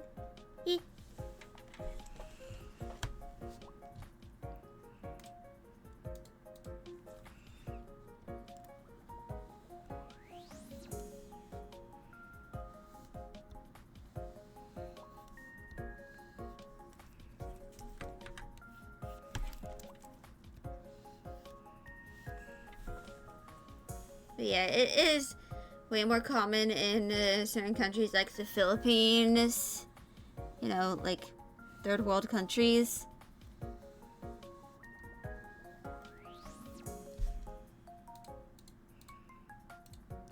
I'm gonna lock this file just in case. Yeah, it does. Yeah.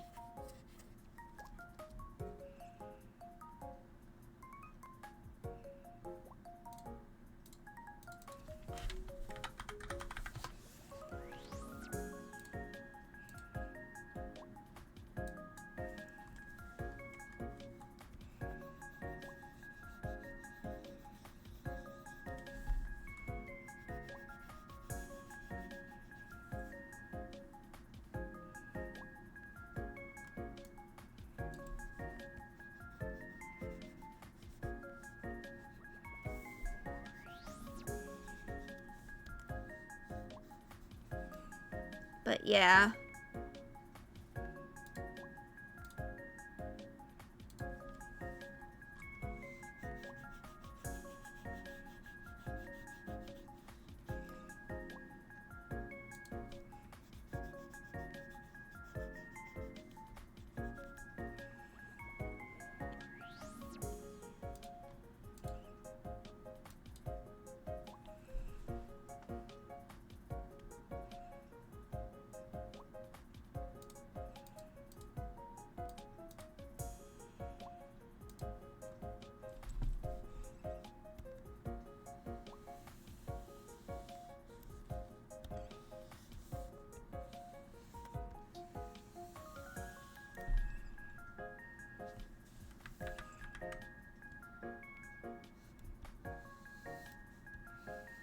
yeah.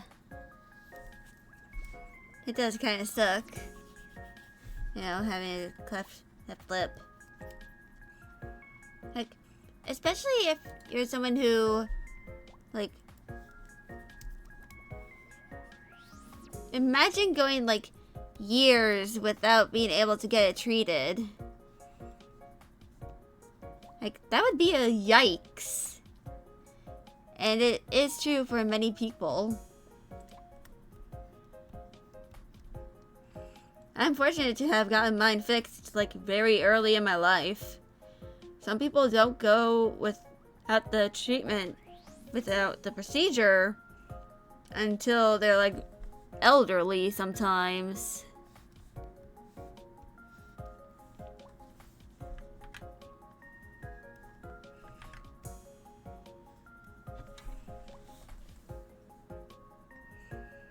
And that sucks.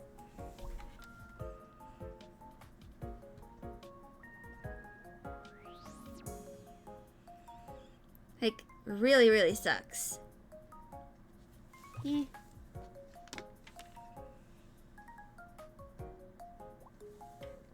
But at the very least, there are organizations that do kind of, like, help with that.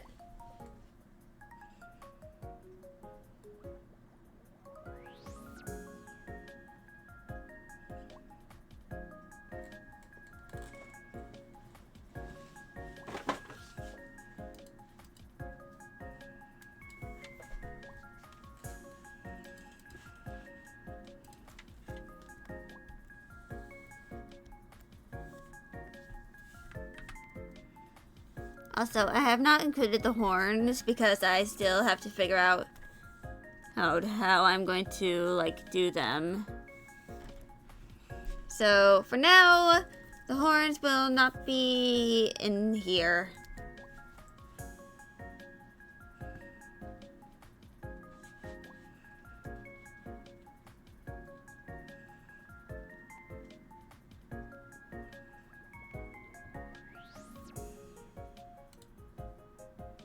Actually, hold on. I'm gonna make this a little lighter.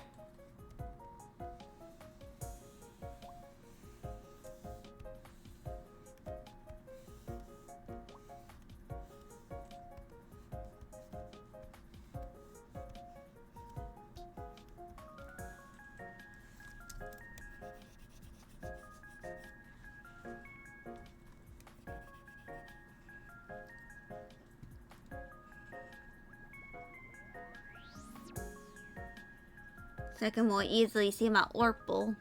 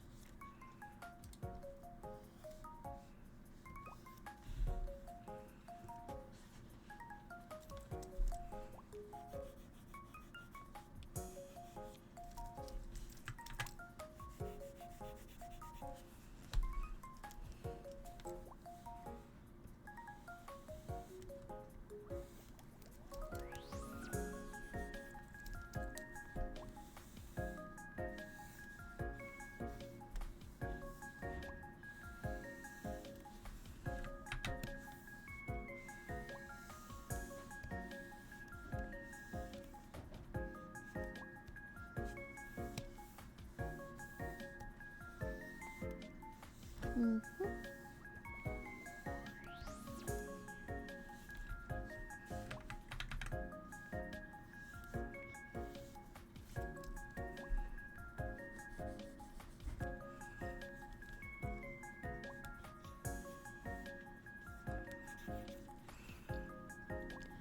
Okay.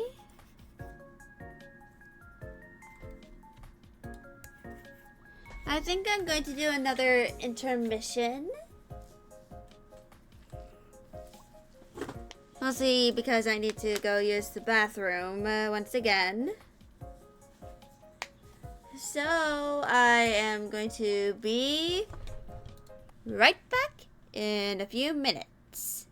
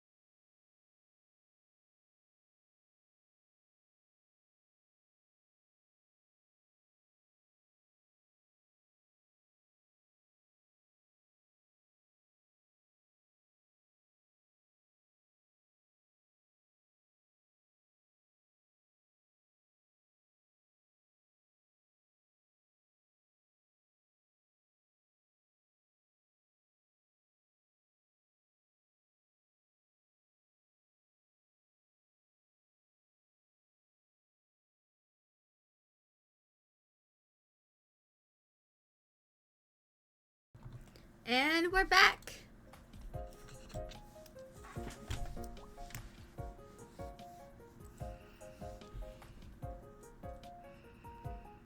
And yeah.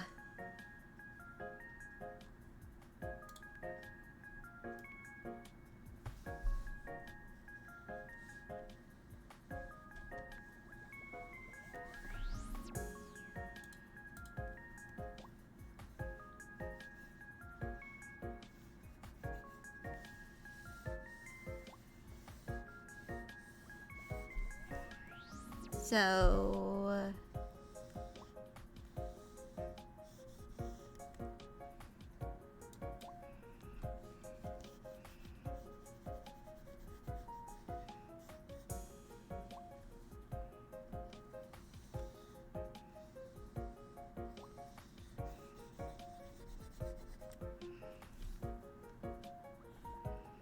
oop.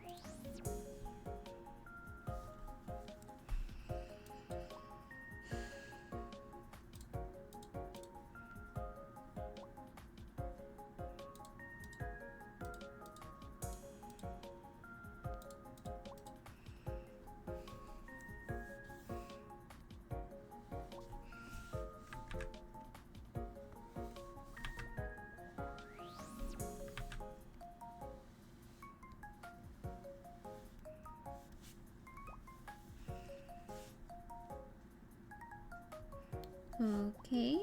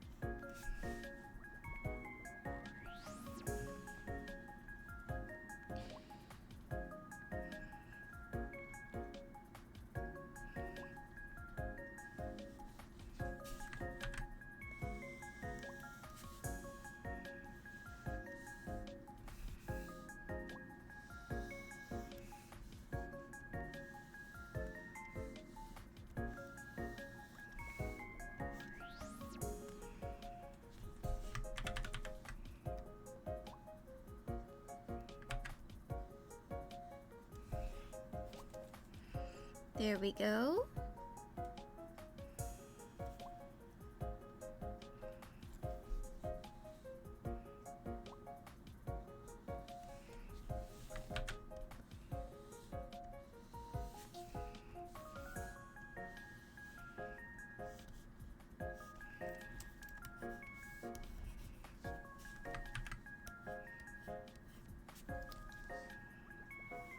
There we go. So eventually I'm going to have to figure out the colors for the, you know, shirt and stuff. I'll try and like go with a few different concepts.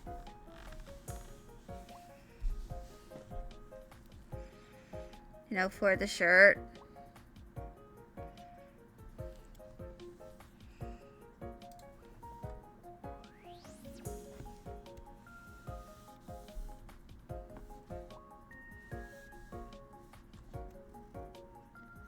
Since, you know,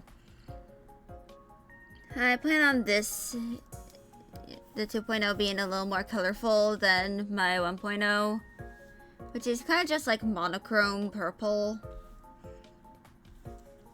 and then black.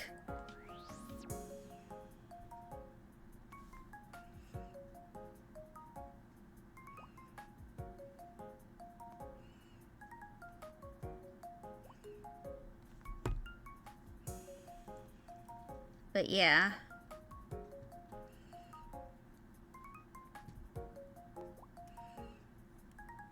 I am, of course, probably going to, like, do some stuff with the, you know, color palette. You know, shift some stuff around. Because as y'all can see, this is mostly purple. And I kind of want to add some more red and pinks and stuff to, you know, the colors.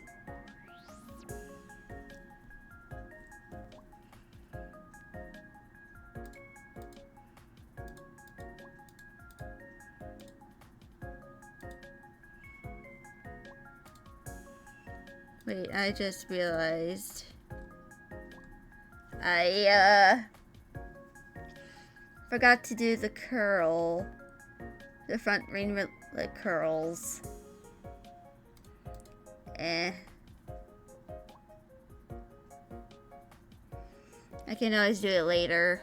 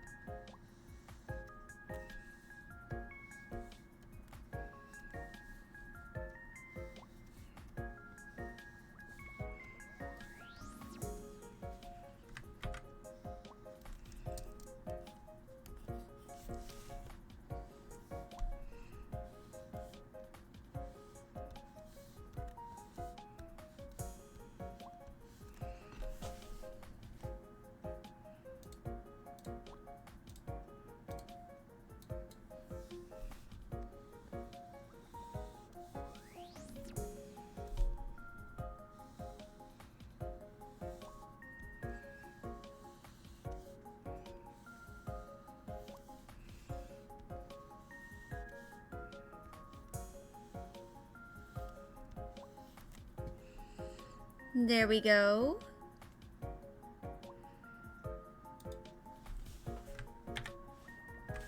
Wait, no, not cut. Edit, transform, horizontal.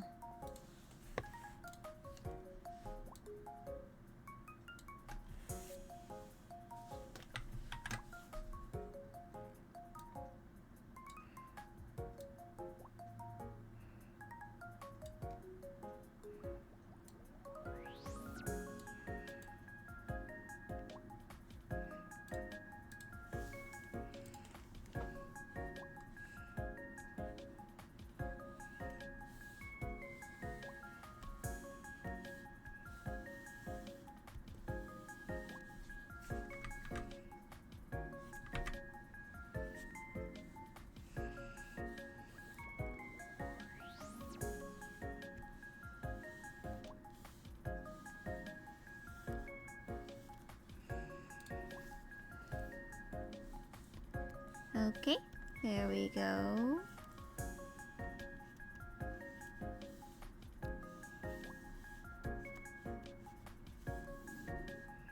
Oh god, my stomach is growling.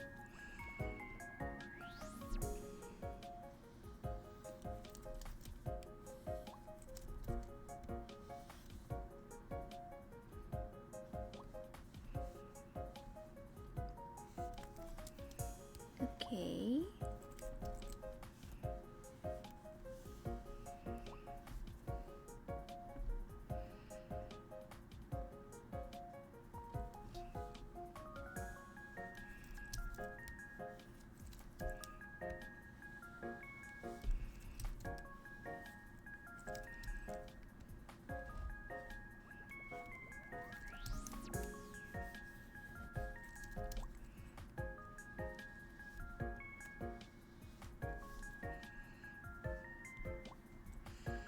And there we go. I'm going to delete this layer.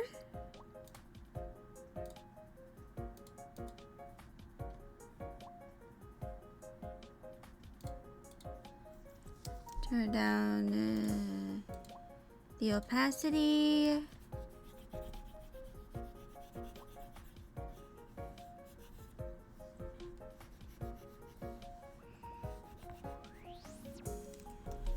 And there we go. That is done. Of course, there's some correcting that needs to win. Oh god, the stomach. My stomach is just like, give me food.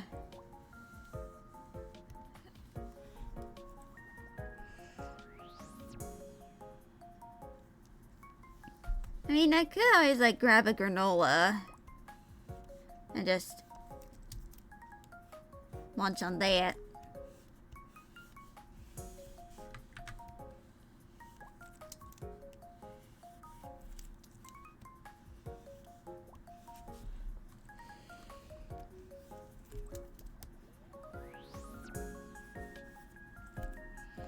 I could always do that.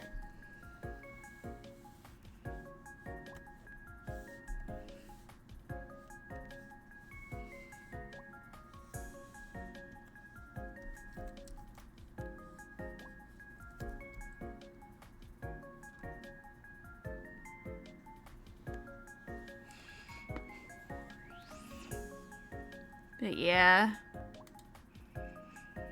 Eventually I'm going to figure out what I'm going to do with the horns.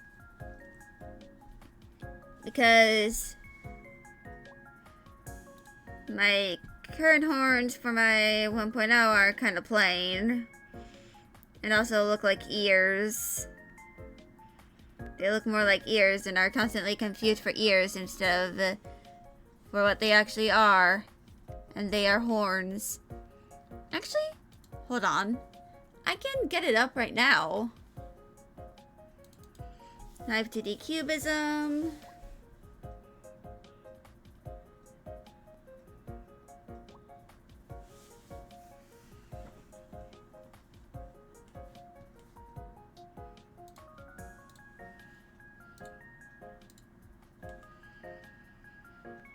So if I open this up,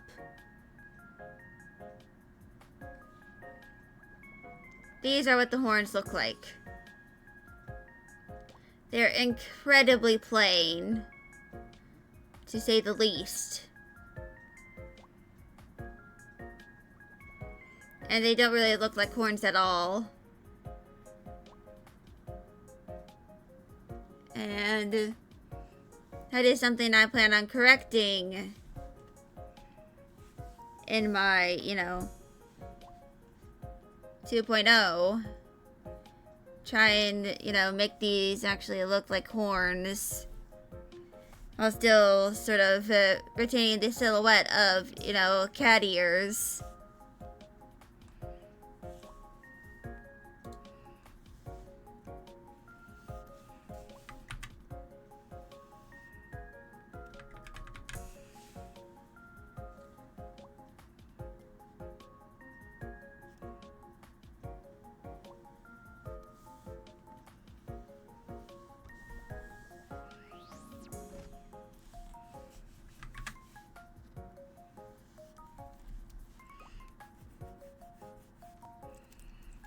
But yeah.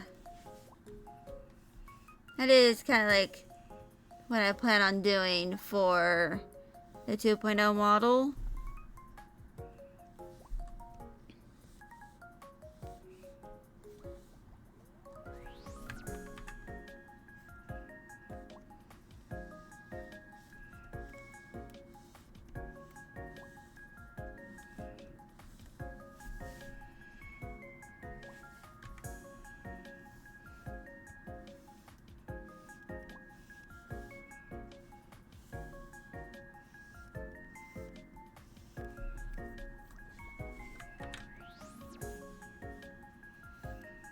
But yeah. There are some stuff that I do want to also do with my, 2.0 that I kind of want to do to improve upon my 1.0.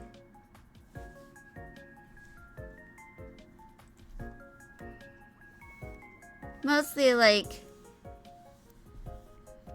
you know, making sure that I have everything rig ready properly before I actually start making anything in Live 2D.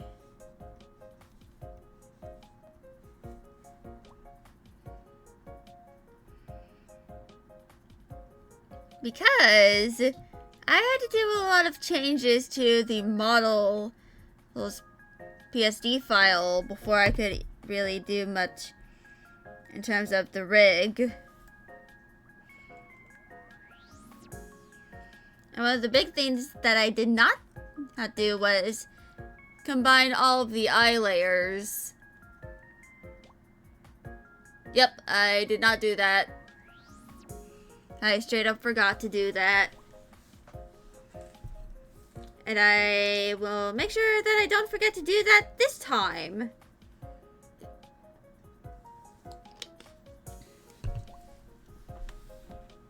So yeah.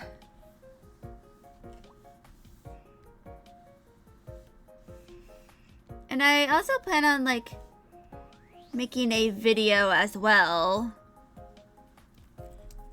Kind of like explaining how I made my 2.0 model.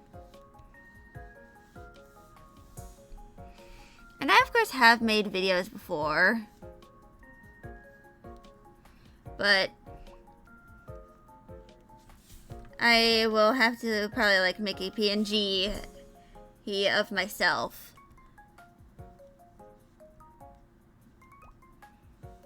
Because I don't want to bother like doing all of the recording in VTube Studio for my model.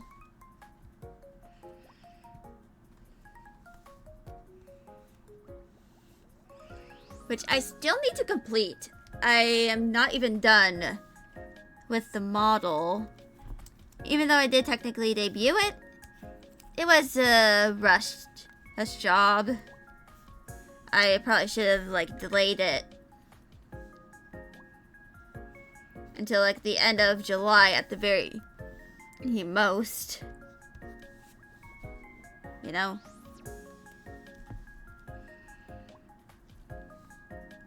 Unfortunately, I wanted to debut it on the 5th year anniversary of my jaw surgery. And I did.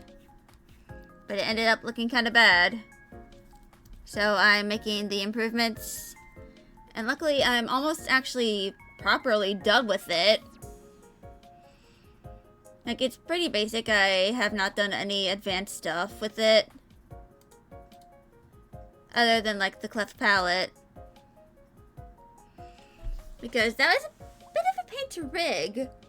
Because I had to rig it not only for the head angles, but I also had to do it for the mouth forms as, you know, it's, you know, turned around.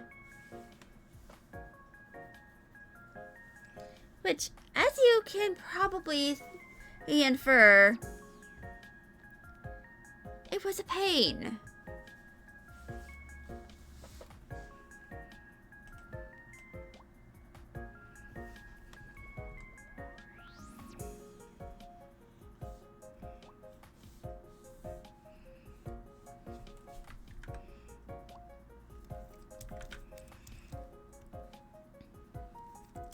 But unfortunately, I'm gonna have to do that again for my 2.0.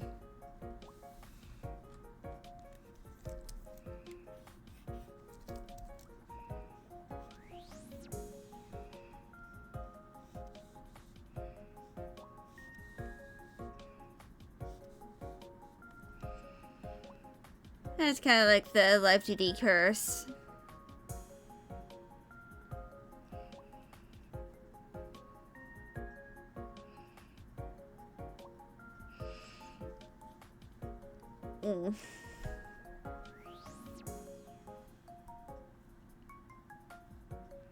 But the most important thing is that I actually, you know, made a Live 2D model for the first time.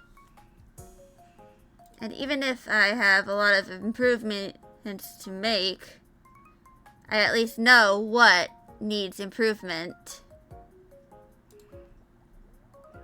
You know, now that I've made a Life 2D model, I can figure out what I need to do differently. You know, what needs improvements for next time around.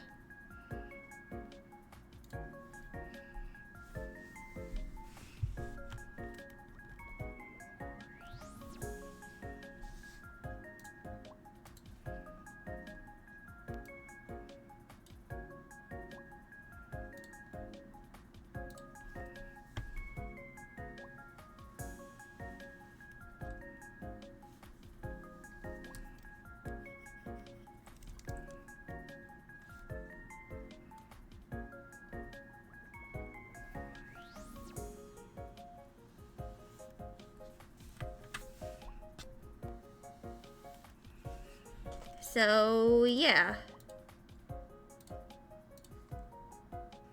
That is kind of my plans for when I start, like, my 2.0.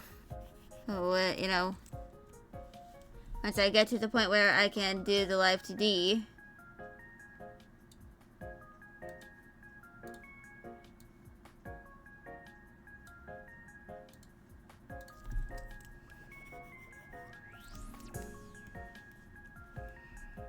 Think about what I, you know, kind of did wrong and make sure I don't do the stuff that I did wrong. No, try to avoid fucking it up.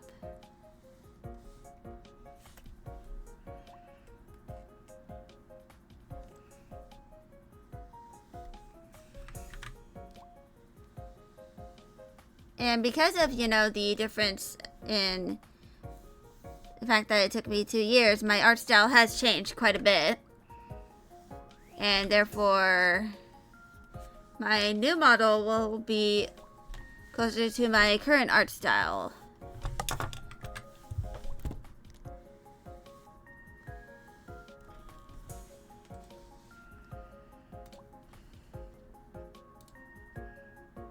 So yeah. Overshot the line over there.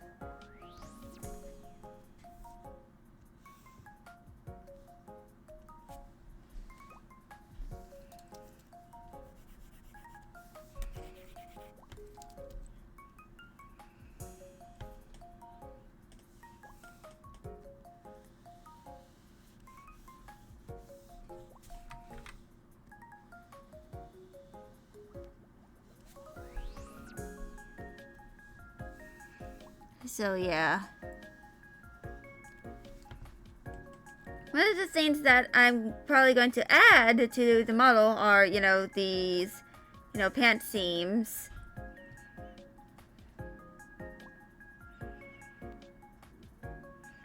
Which are mostly going to be seen when, you know, the model does, like, the X tilts.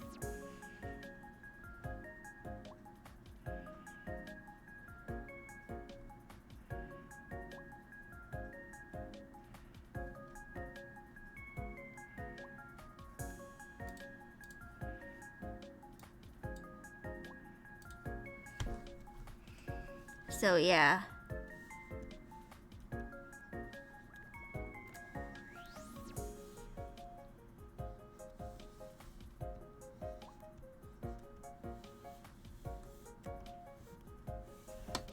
Fuck.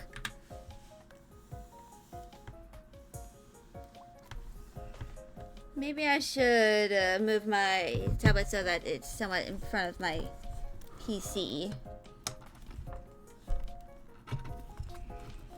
Wait, I can't really exactly do that.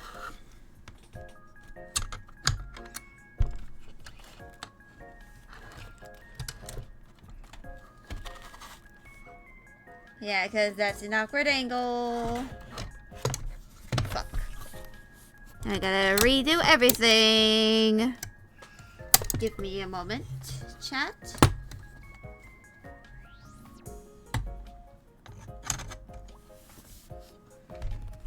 There we go. Maybe I should put something behind the tablet so that it doesn't like constantly shift it on me.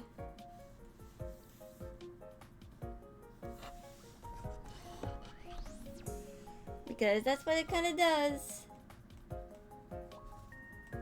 It does that a lot. And I should probably move my microphone forward.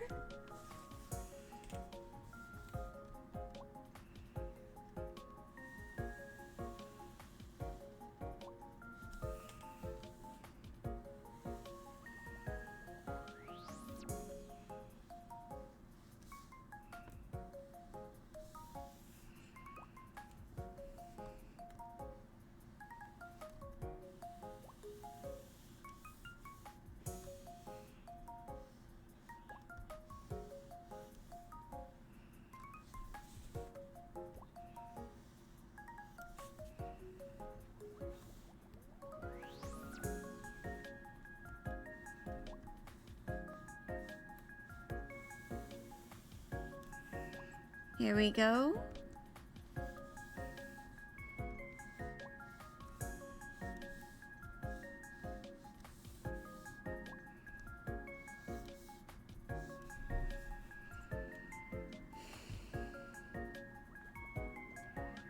And now it is time for the tail.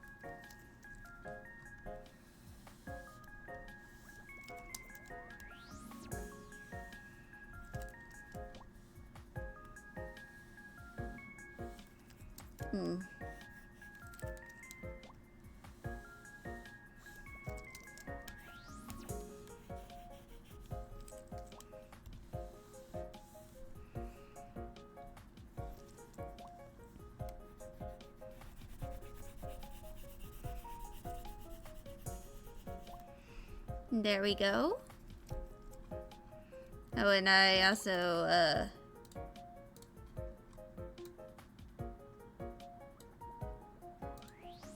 needed to do that.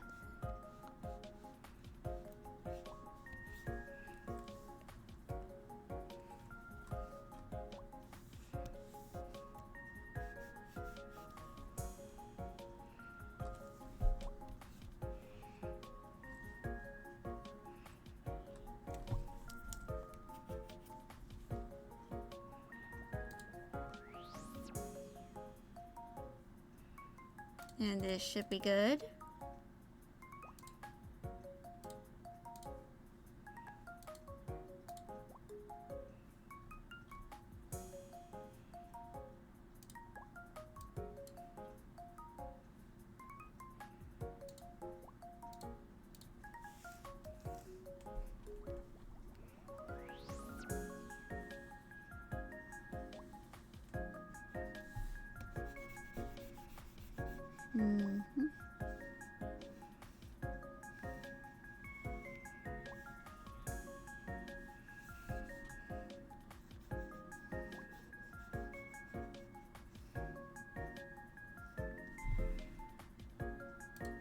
Okay, let's turn this a little smaller.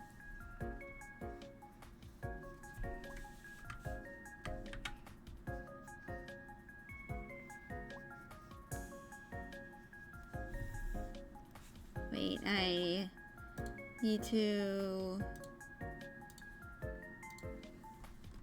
correct this.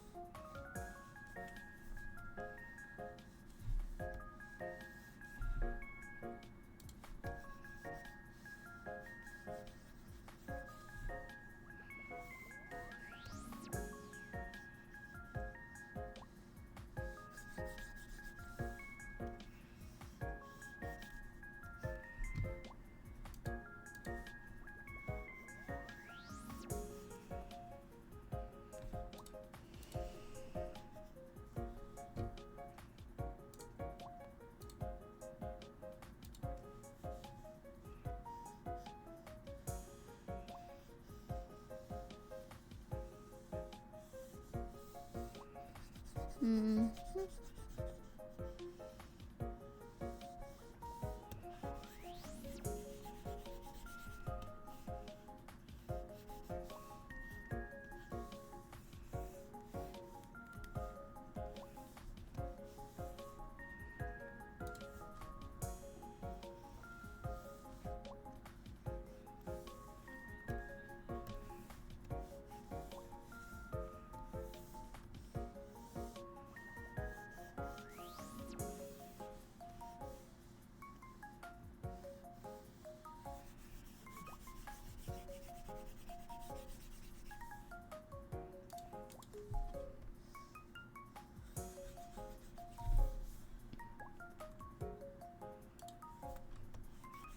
Can do this a whole lot.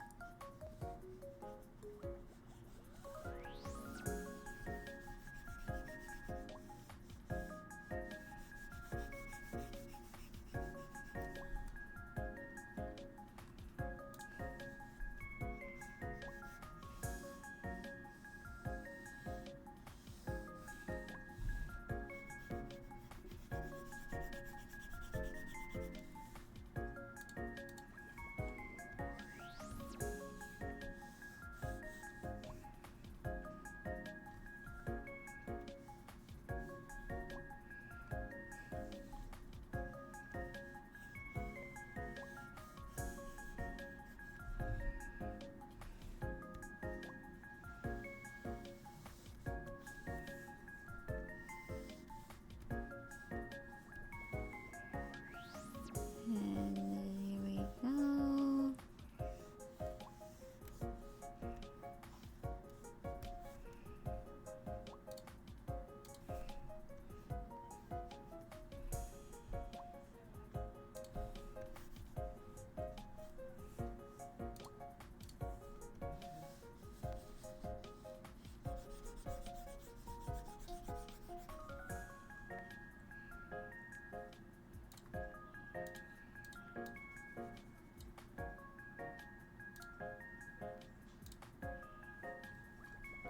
And now we must do this for the tail.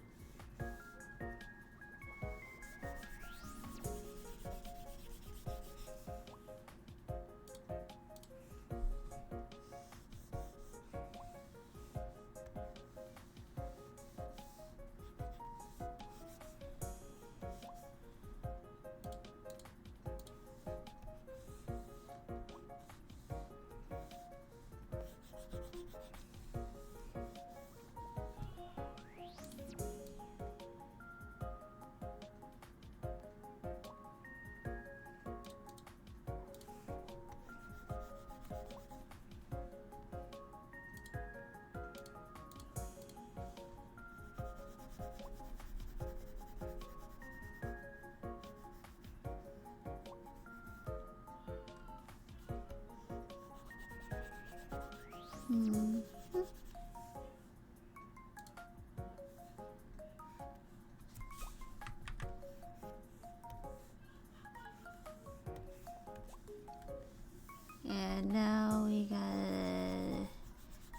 finish up this.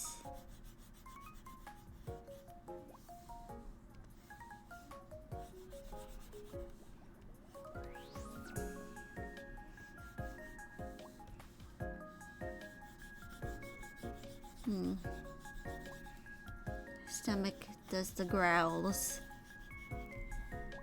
He's the wee growling.